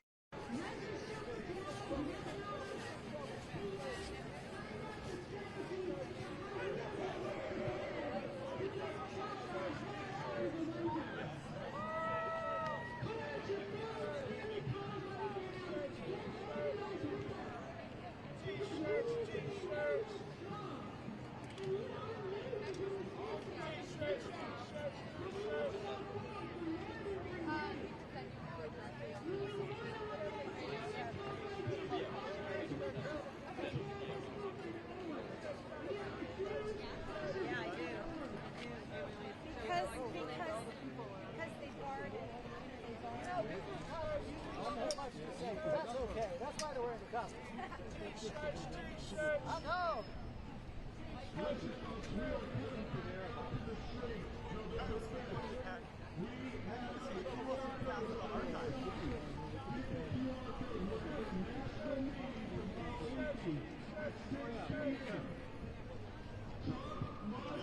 I got that.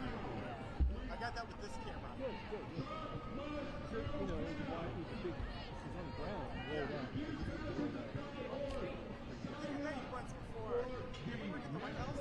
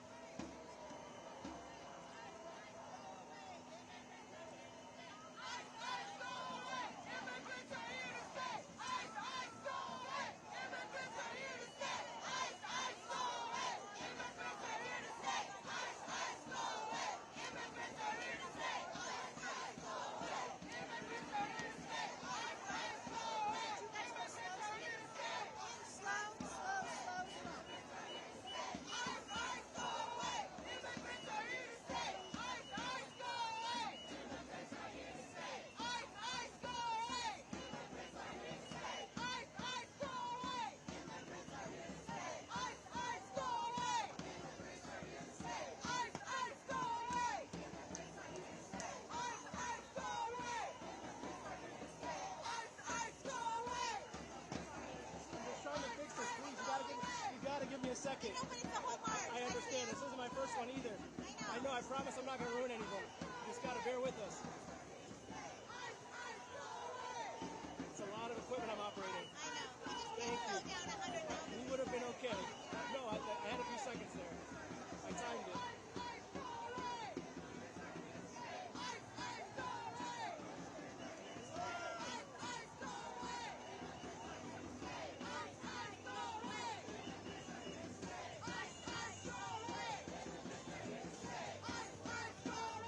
Okay, thank you.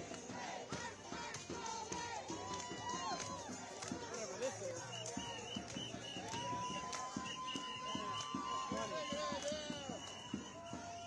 Sorry.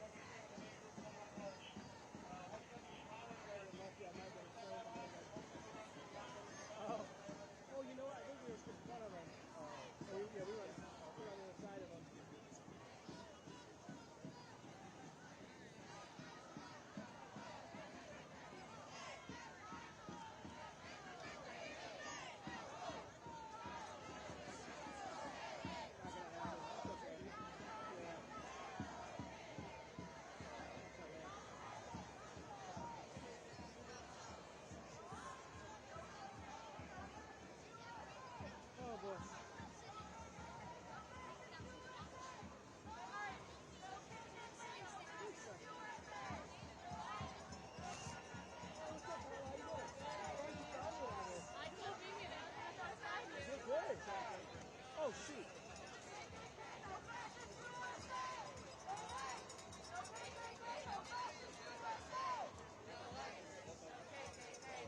It's crazy how that happened right when I was distracted.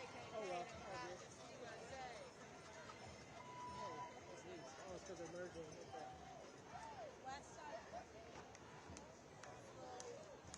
Pick a side. This would be, there's no room on either. I think you're right. This is the less, seems like the less going. Let's take a look at it.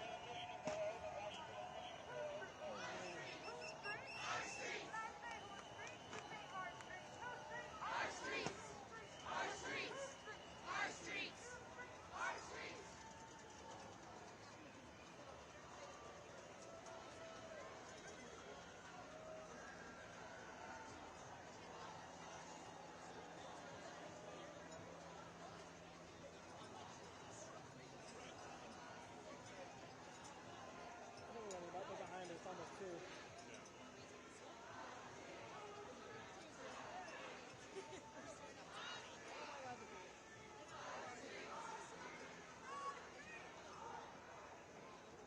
Probably a good shot. That might work for Lisa.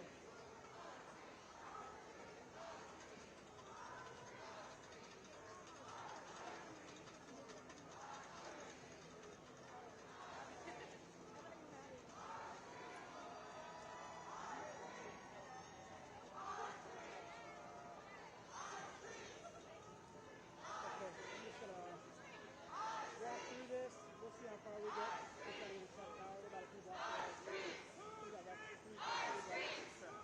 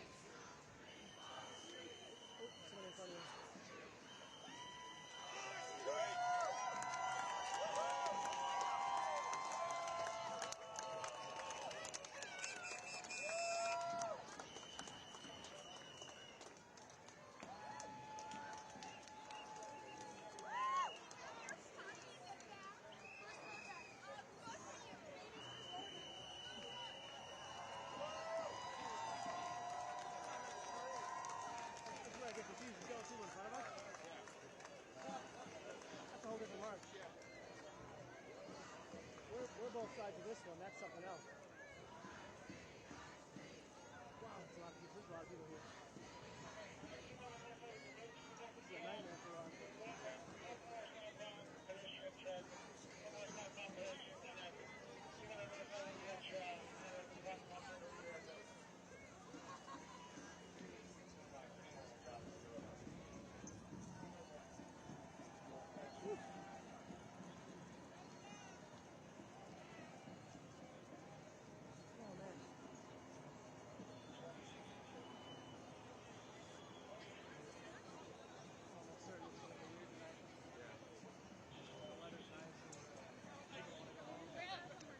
What news org are you guys with?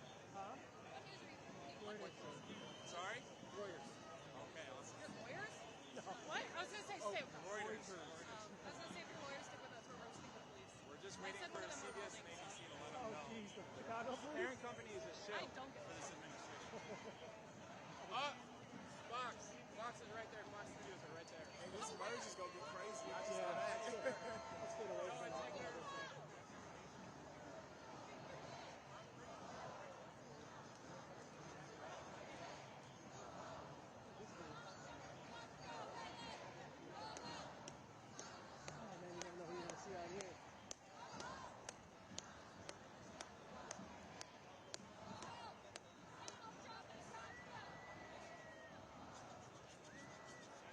Okay, I think we can give it 5 seconds. Woo! That's actually. Stuff's literally around this corner. Hey, I think probably way more than that. Yeah. Okay, here we go.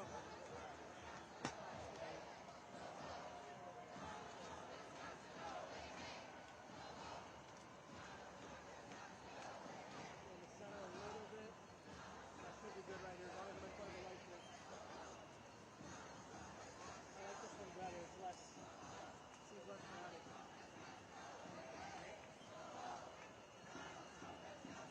It's getting dark. It got darker over here with the buildings. With the balconies blown out, so I can't really see this one. Stay in front of you. Thank you. See, I got all my good-looking officers in front. Oh, I see. The mustache is really carrying it. That's the 10.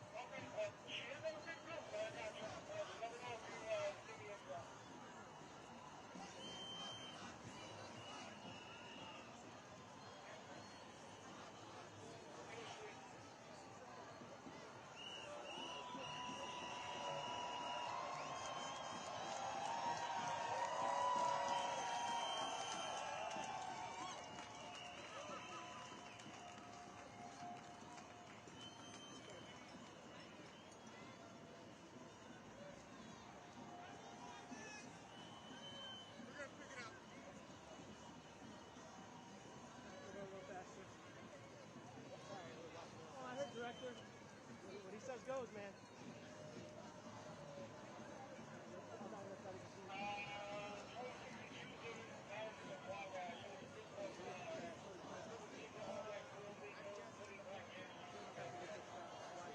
I think I'm gonna turn my attention up here anyways. Yeah. This seems something. Seems like some people have been outside the Trump Tower already, if I had to guess. Oh man, my legs. Whew.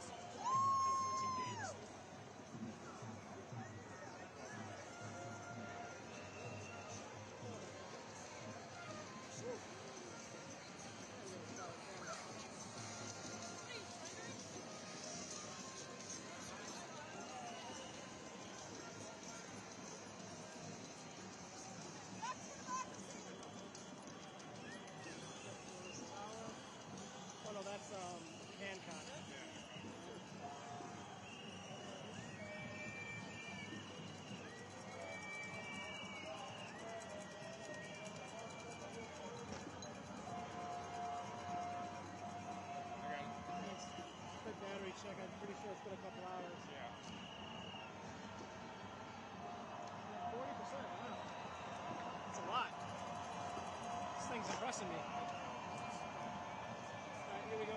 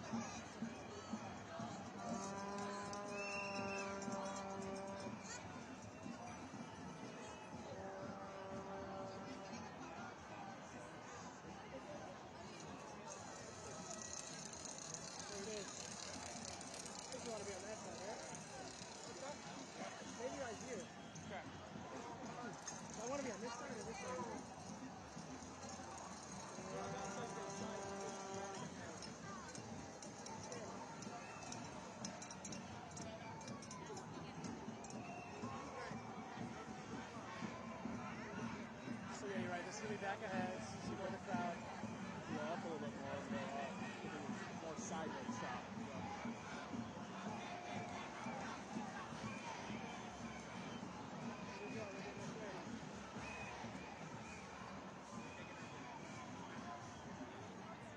Some people are already doing it.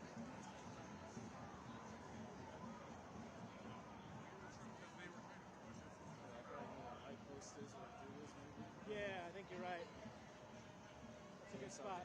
I'll just stay there and hang out. Oh, man.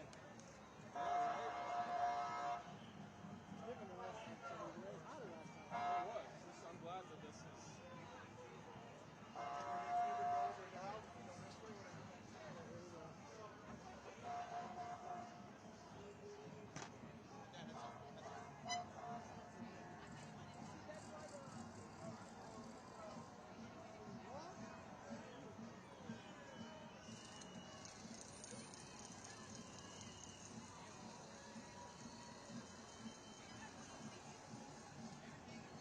How low do I need to go? Yep, like that, maybe lower. It's as low as I can do it. Alright, yep, they're coming in our lane. Okay, cool.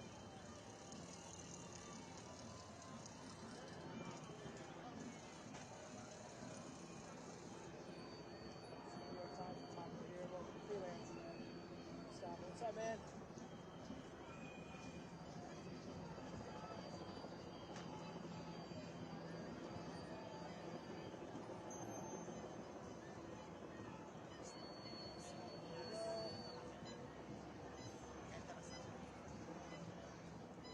Yep, same idea. How's it going? What's up, Carlos? What's up, bro? Living the dream, baby.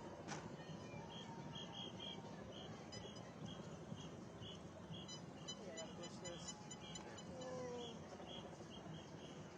Got it. See you in a second, bitch. Thanks, man. We're right behind you.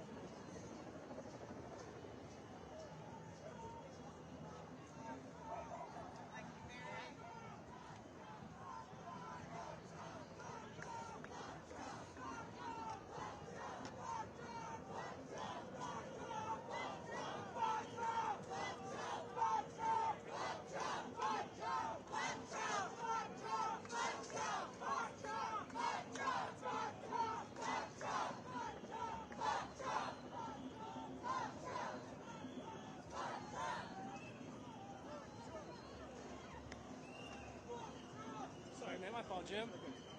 My fault.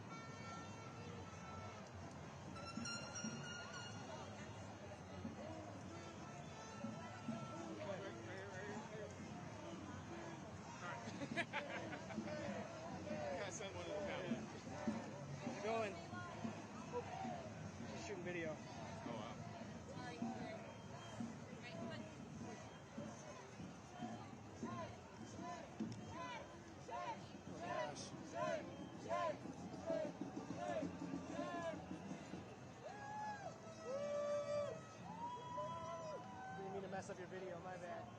Doing both. New York Times today? Yeah, I just got busy saving up. You met Jim, right? Jim Urquhart? Jim Urquhart. Yes. We met, I think, at last one. He was here for the last one. Yeah. Oh, I was on Pole Patrol last day. Never Oh, right, Great Field. Yeah, yeah. Okay. Alright, like, a lot of it. Oh, yeah. Have you seen? I could have sworn we'd seen him right here. I know he's fine every year.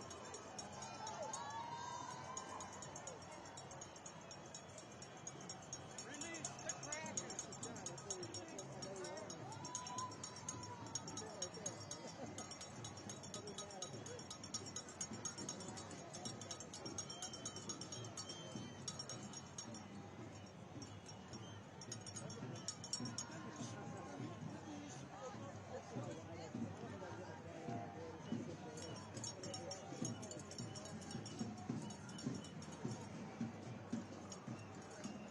Yeah, it looks the same.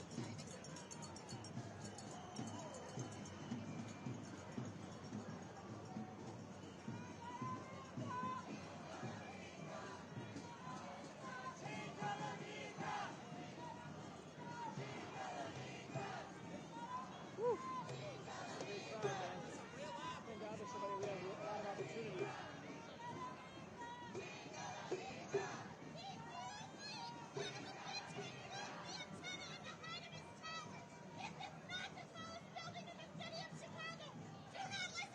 Oh boy. I didn't even know he said that one.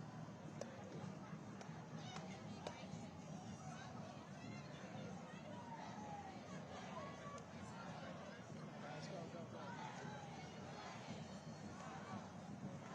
Oh, this isn't gonna work. Oh well.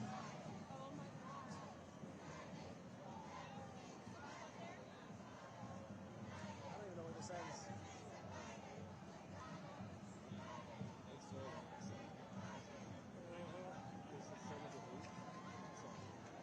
Yeah.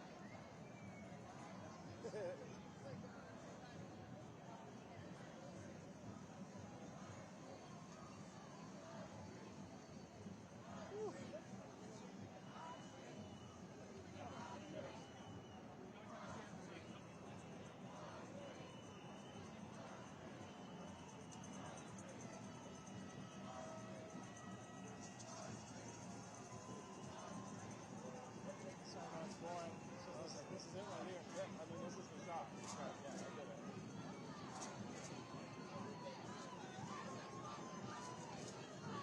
I think I'm not. I'm gonna give up on trying to. There is no catching up. Hold on, she's running. Alive, she is. I think after this we can do this. Just chill and just as long as I keep it steady. Exactly.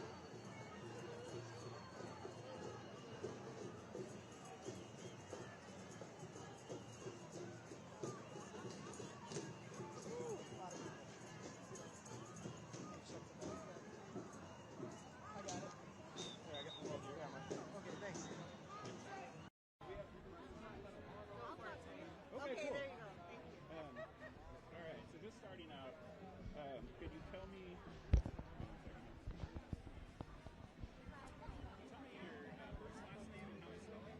Can I tell you my first name and how to spell it? Sure. Maybe a last initial? I'll give you. So my first name's Janelle, Janel. And the initial of my last name is M, like Mary. Got it. And Janelle, where are you from? Seattle. Cool. And can I use your age? No. Okay. Can you tell me a little bit about why you're out here today? I wanted to make a difference. It's very hard in what's going on in our country today to actually figure out what to do that might make a difference. So if I can come out and be present to stand up and say I don't support what's going on.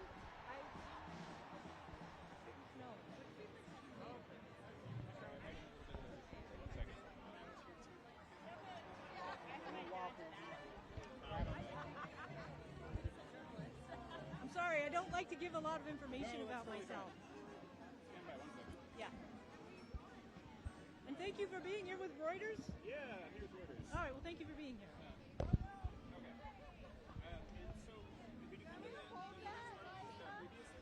In 2017, yes, I was at the Women's March. And then did you also come to the No Kings March? Yes, I did come to the No Kings March. Is there any difference now in your mind than then? Like, how are you feeling? Yeah, we're no longer living in a democracy. Could you elaborate I don't feel like I live in a country that supports, at least from the top, I think the people support democracy, but I don't think our government supports democracy, free speech, human rights, birthright citizenship, our ability to gather and peacefully share our dissent. And what are you hoping for after today? When things aren't drafting all around the country, what are you hoping for? Well, I hope we continue to gather as dissenters in our country and continue to speak out for what we believe in and how we want our country to exist. Thank you so much for your time. Yeah, good luck.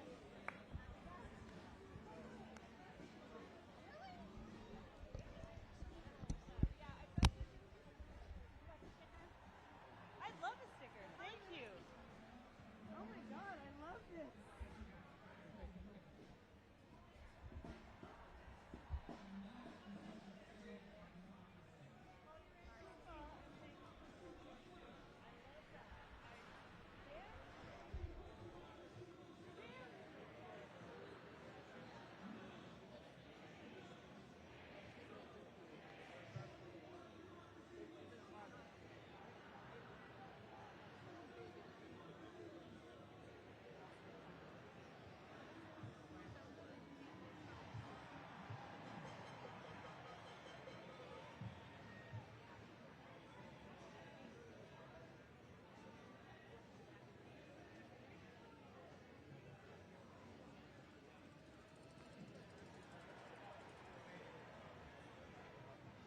Came downtown and you have no idea this was happening. Oh God, that'd be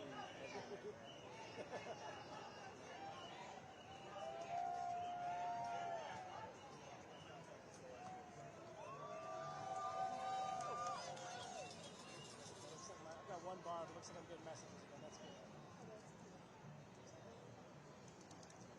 Looks like there was a small right-wing counter protest in Portland. Portland too? He said, I should word it right. Many thousands small right-wing counter protesters continue. Currently obscure. So I don't know. Probably some couple guys. I know that had really? That makes sense. Someone was, here it's going to be really hard. We're so progressive. People got to come from like pretty far to the suburbs or something. There'll just be anything.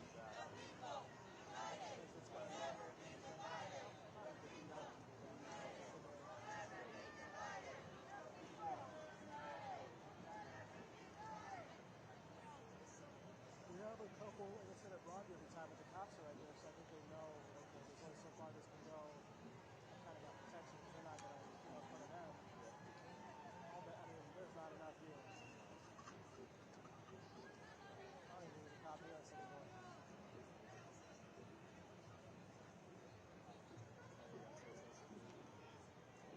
We got what, maybe 2,000 on the floor. I forget how many people have reports.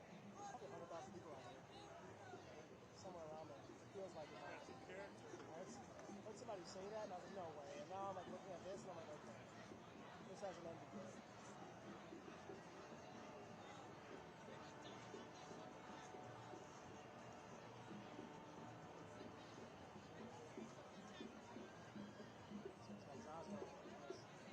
That's what, Jan Tessier? What's that? You know Jan on the video side, Jan Tessier? Yeah. That's what he uses a lot, those little guys. I like interview people and stuff.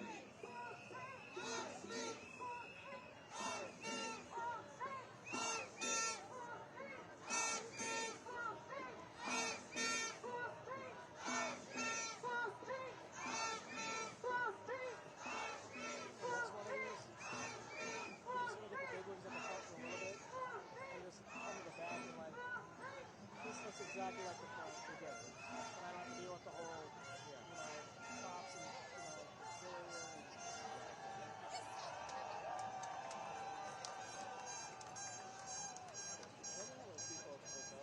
Oh, yeah. Oh, I see him up there.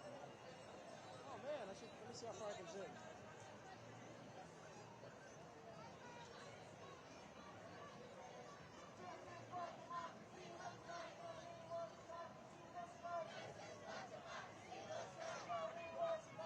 Seems like they're enjoying the show. don't have much seats on. It must be like an event or something. Or maybe they work there.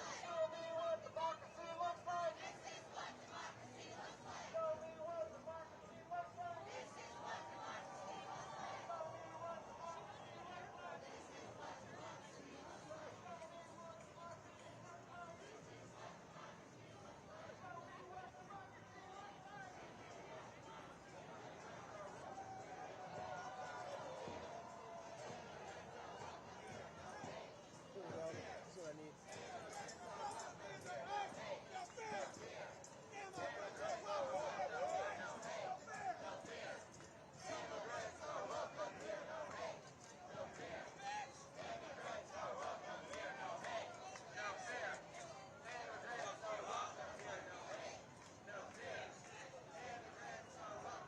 DC's done.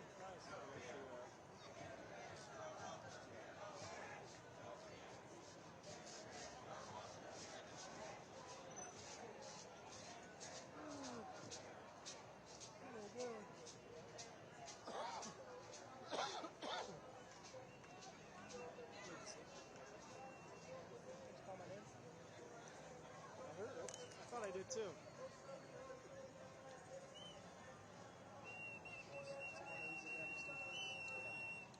Oh, I'm good. Thank you.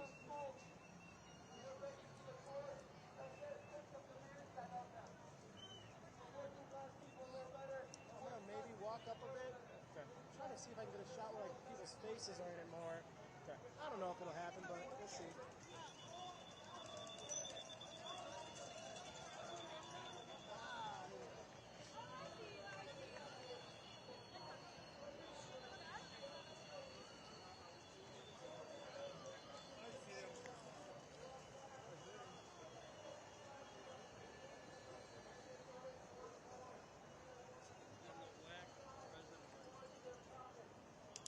Oh yeah, we can do it. There we go. Like something like this.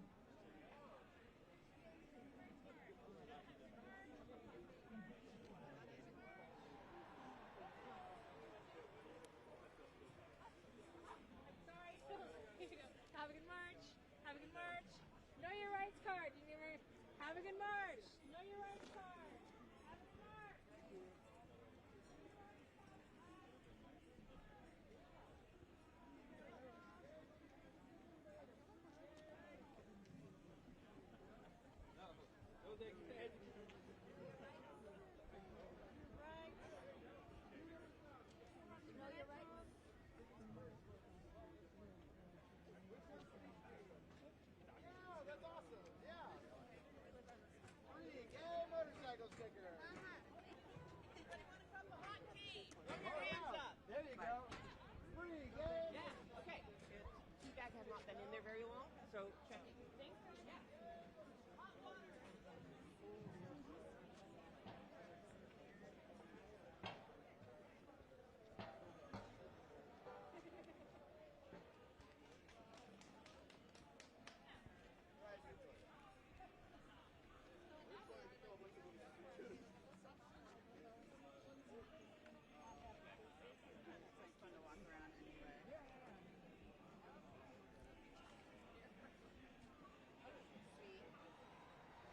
Okay, Nelly.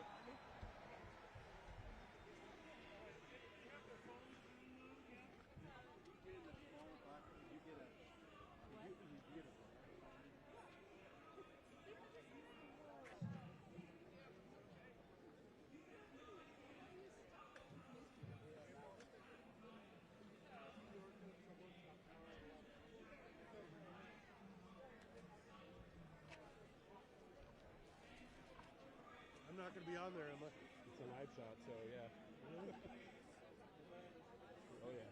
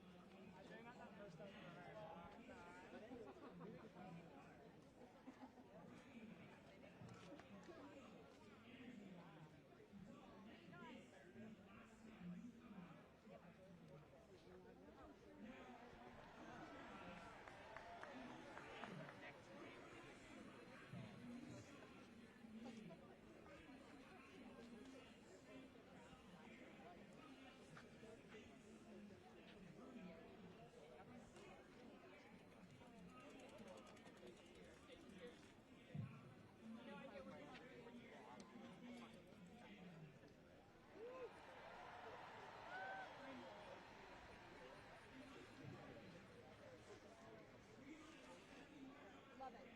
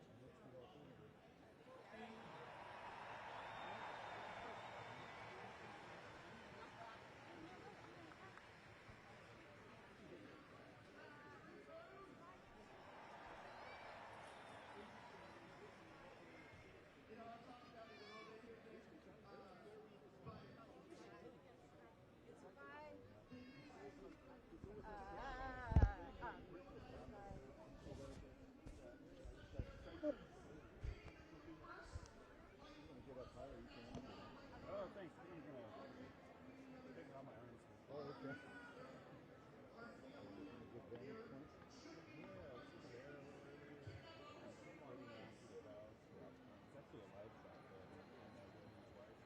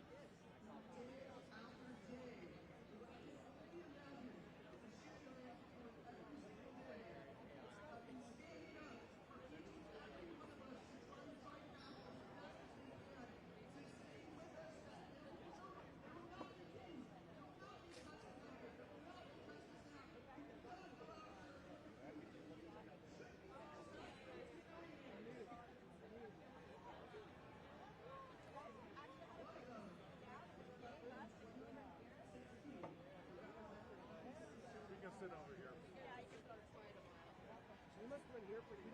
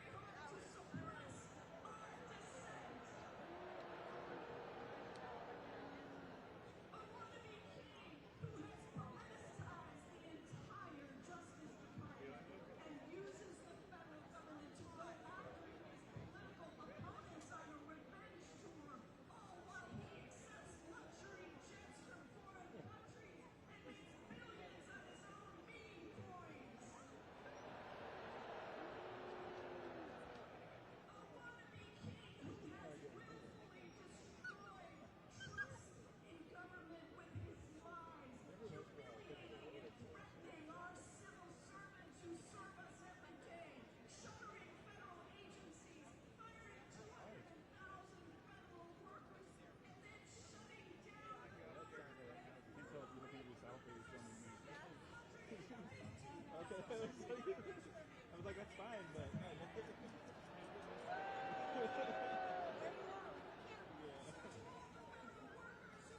Don't leave the phone over. I get it. It happens. Yeah.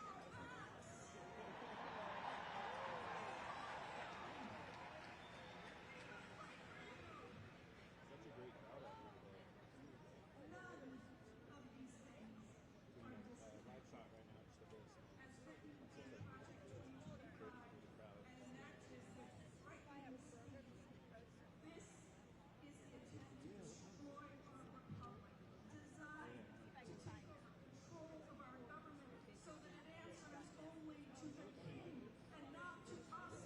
the crowd.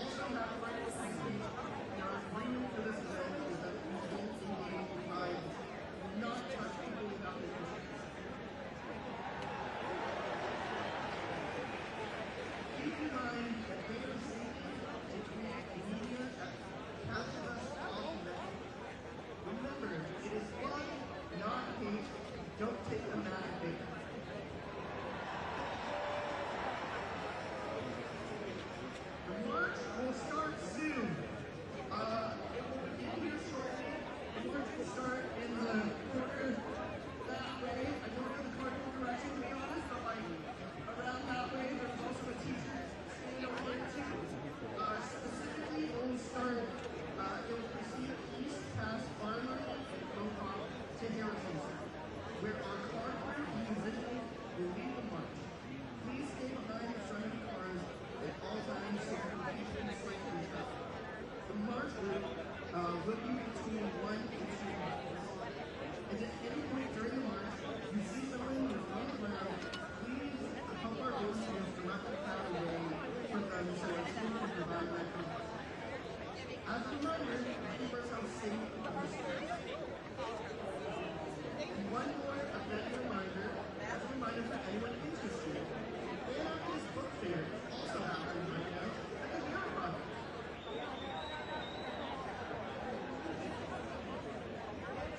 I'm so touched by all the energy here today and how united Seattle is to fight back against tyranny.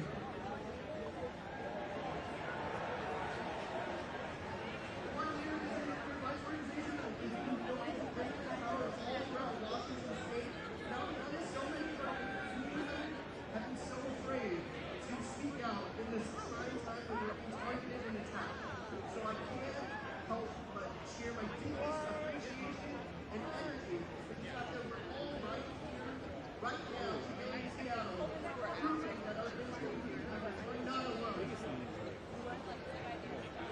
We're here together, fighting back together, and I love Seattle so much. So much. Who's ready to fight back against tyranny? Who's ready to fight back against the slipping of fascism? Who's ready to shout from the streets, "No kids"? Thank you all so much. It's a true honor to MC this year's People's Day event. We have musicians coming up next. Jim Page is the record singer, songwriter, poet, who went out for a gig, touring or in a recording studio, making a new album frequently when the sound of grassroots efforts fighting for more justice and equity. Jim Page writes compelling ballads and story songs about people and events that see significance to culture and politics. Jim frequently tours the U.S., Ireland, UK, and Europe, and makes cities in Seattle. Give it up for Jim Page.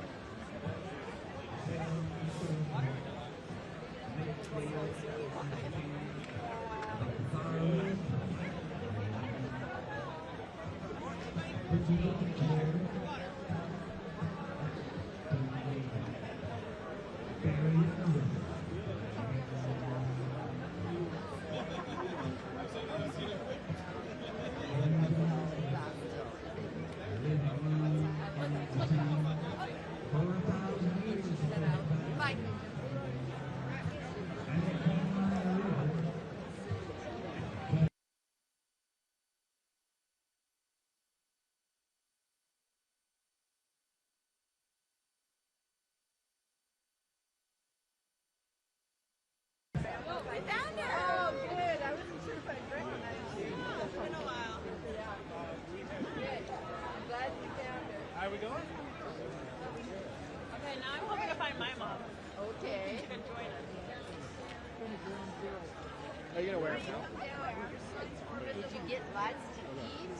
Got a full family? Yeah. Now you're a nappy boy. Diaper. Woo!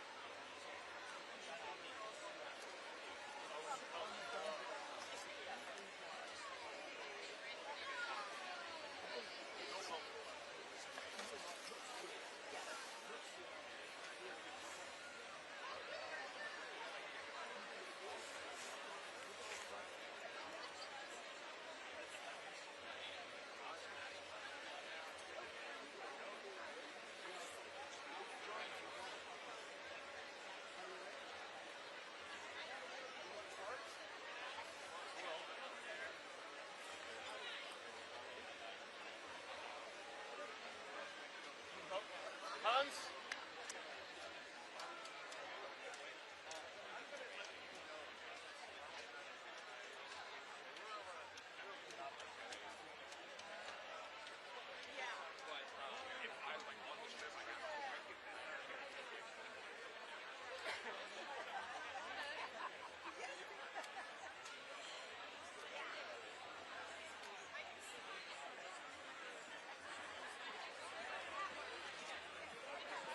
Right behind you.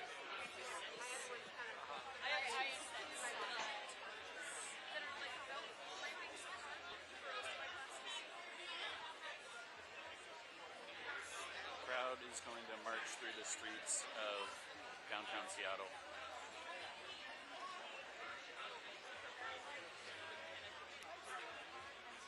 Sorry.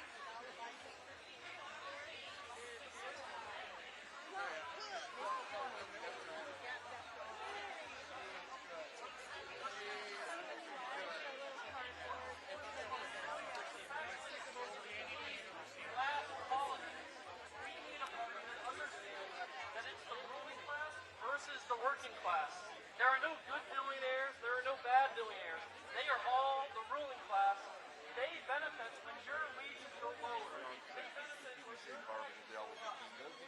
Everybody all knows the same shit. You know, like the Daily Show you came here to fight capitalism, then you need to get organized because this is just the first step. There are many more steps on the road to beating capitalism. Get organized. Yeah, exactly. We have our national center.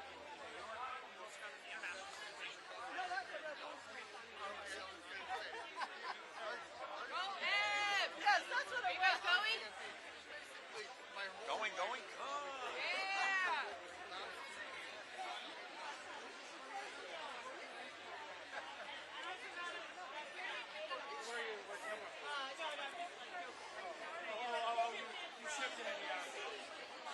I'm sorry.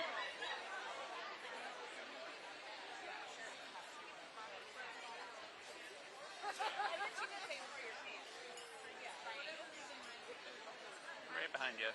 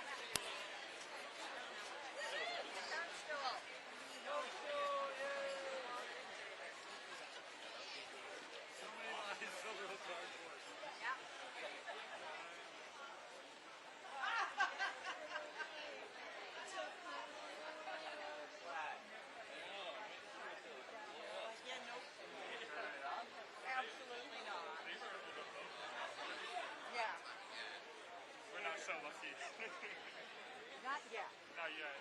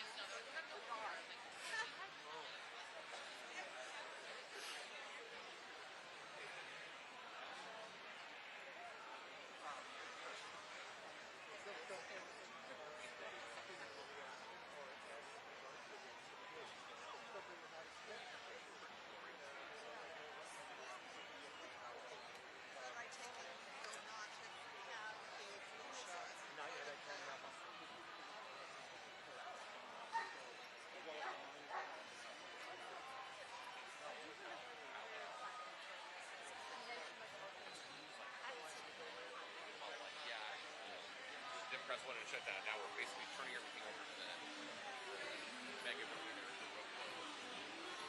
projects being put on.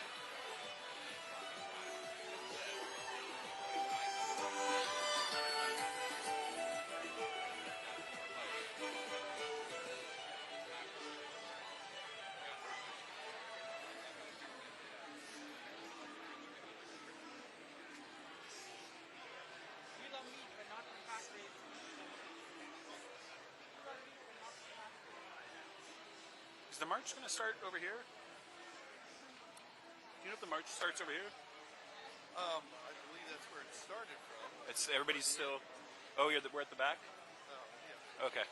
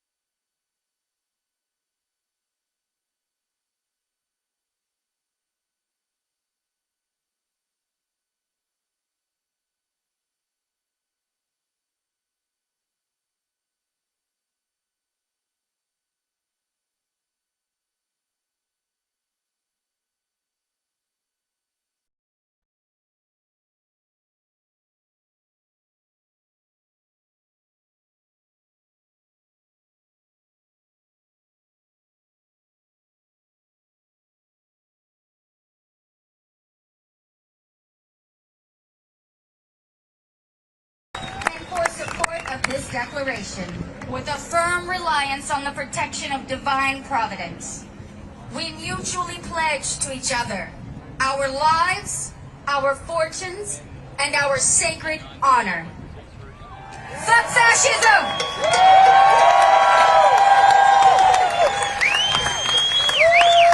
Say it with me! In America, we have no kings! We have no kings! Next, we have to talk to us about immigration, Sylvia Revelis and Kate Lincoln Goldfinch.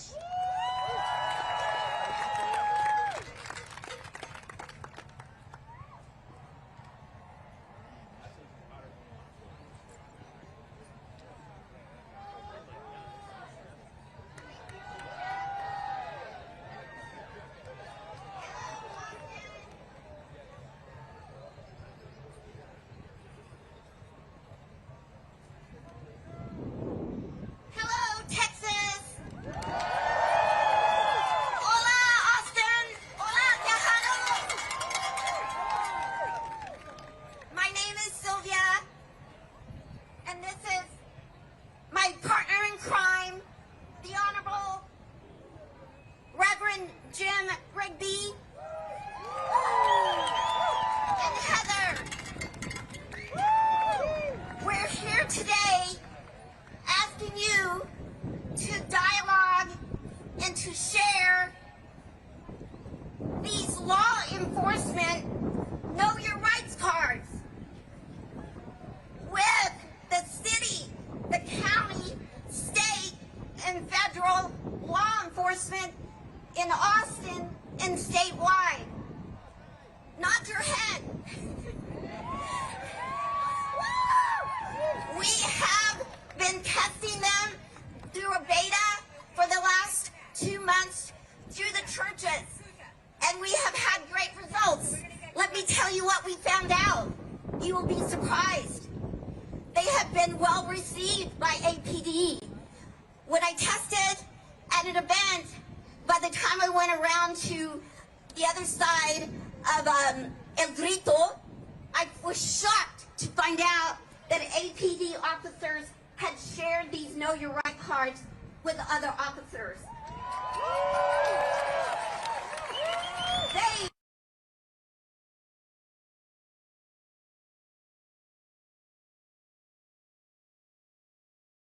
have been forced into this compromised situation.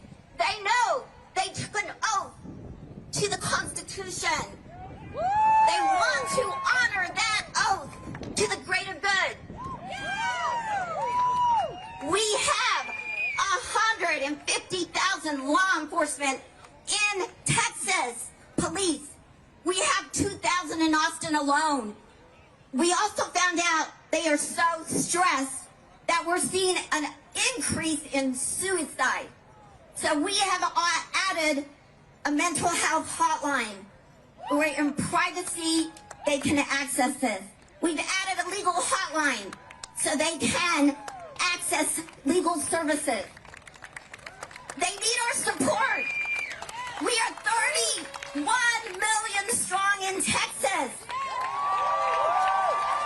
We have a common cause.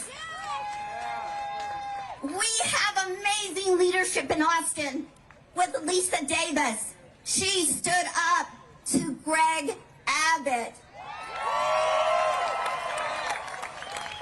Now, Sheriff Hernandez is in a very difficult situation because Abbott pushed for an alliance with ICE.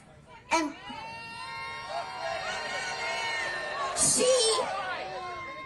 our 1,200 county law enforcement sheriffs will need our support. Lastly, we have great leadership with our Texas Air and Military Texas National Guard. We know they are waiting at Camp Mayberry, and because of their great leadership, they stood up to Greg Abbott, and they said it is not their role to be here today.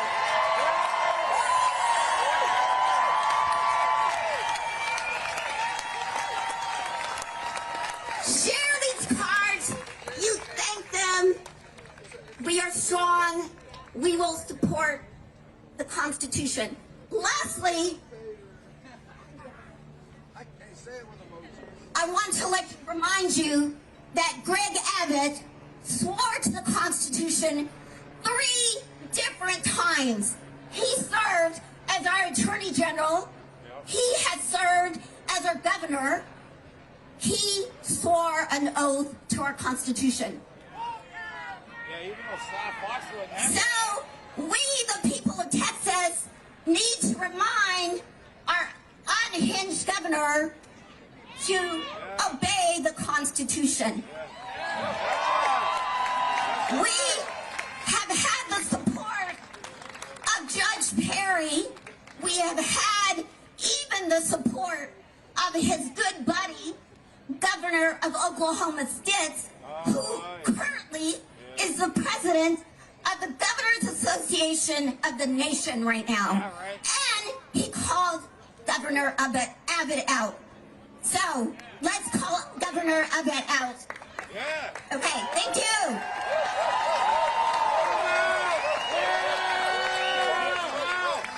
Buenas tardes.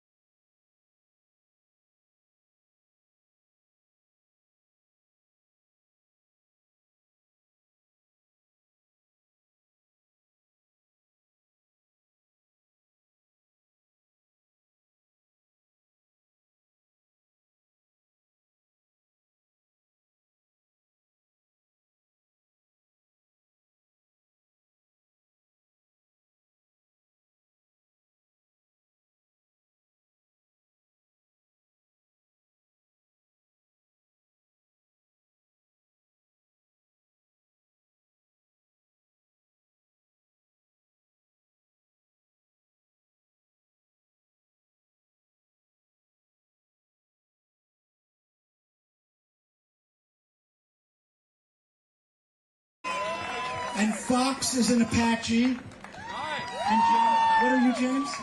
Thanks. Too many to count. Too many to count, he says.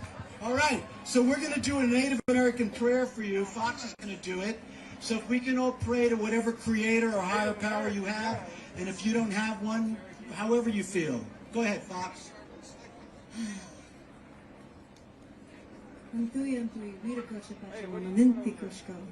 Grandmothers, grandfathers, old ones, Star Nation, Yanawana, sacred holy water of life. It is your daughter, Fox Owl, she who walks forward in life. I want to thank you so much for gathering all of these hearts and these souls and these minds, Spirit, because it is only through our unity, it is only through our love for the justice and peace that we can then create ripples of change. Oh, Holy Spirit, we are not here just for ourselves. We're here for the next 7 generations and for that water and that clean air that those babies need, those ones that haven't been born yet. I want to thank you, Holy Spirit, for the courage that these people have, that somehow, some way, you put that thought in their heart. Somehow, some way, you told them to come here, right now. I want to thank you, Spirit. I want to thank you, God, for all the things you do, all the blessings. And I want to also say a prayer of protection, that all of these people are protected by you, Creator.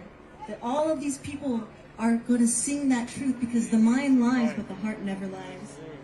In accordance with all your divine laws. Oh, thank you.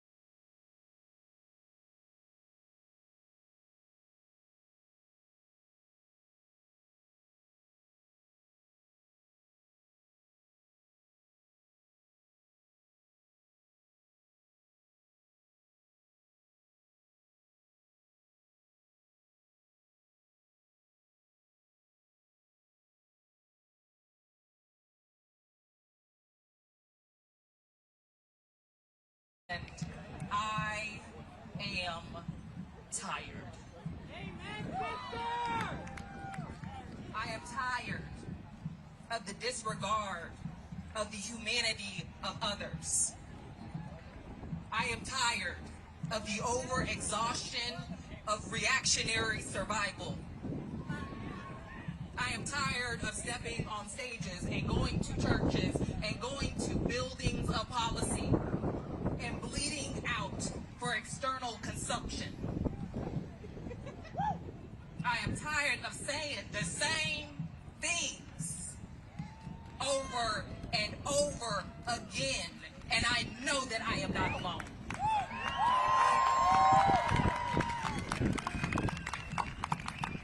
Because you feel it too. And because you feel it, know that you are not alone. No matter what the autocrats and the pretend kings would have you think, you are not alone.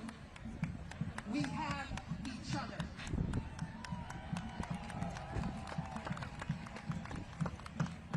And we will do what this administration lacks the capacity and the morality to do.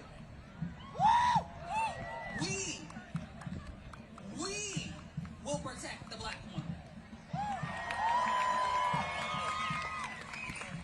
whose health and safety has been further jeopardized by the acts of men who will never know the fear that slithers in her blood. We will protect the people, places, and history of the LGBTQIA plus community, who are continuously attacked by this administration, more concerned with feeding their base harmful rhetoric than actually rectifying our societal ills. We will protect the immigrants. I wish you would. We will protect the unhoused, who this administration rather persecutes than actually protect. We will continue to speak truth to power. We will continue to choose the side of justice and accountability.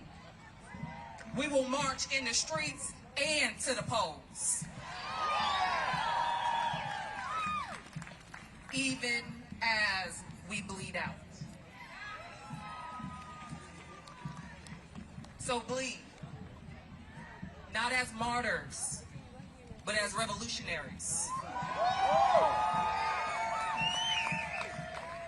March, not for show, but for civically engaged political power. Resist, not as individual resistors, but as part of our greater resistance renaissance. Bleed, march, resist, repeat. Bleed, march, resist, repeat. Bleed, march, resist, repeat. One more time. Bleed, march, resist, repeat.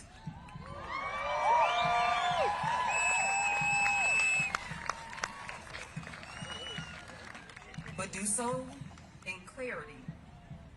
Do so in unity. Do so strategically. Do so for humanity. To you, to we, to the resistance.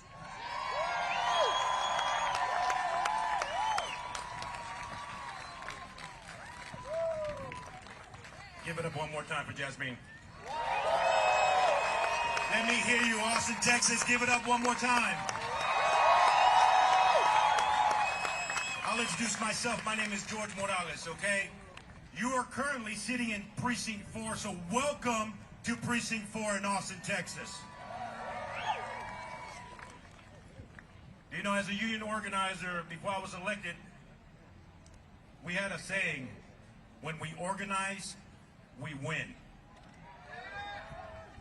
When we organize, we win. Every one of you can organize. We see it. Now it's time to win. See, I stepped down last week from my elected office. I'm running for commissioner of Precinct 4 to fight at a different level to represent East, Southeast Austin, South Austin, for the community that raised me. For our immigrants, our trans brothers and sisters, and for the community we call home, Austin, Texas.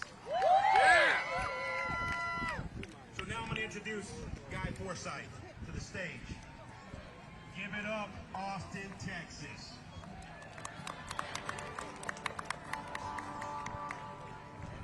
Has anybody told you you're beautiful today? Yes, you are. Thank you guys for showing up. You guys are doing the work. It's the beginning.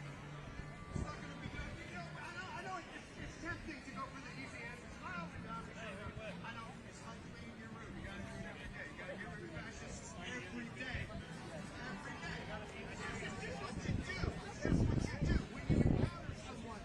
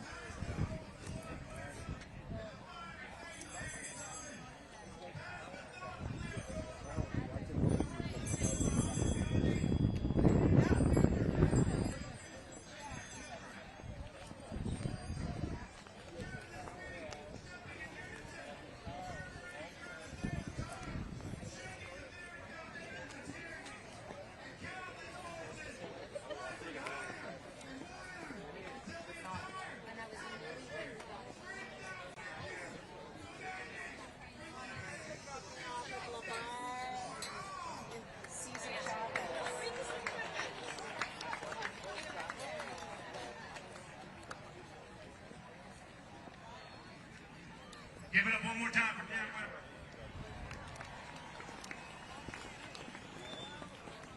So it's an honor and a privilege to bring our next speaker.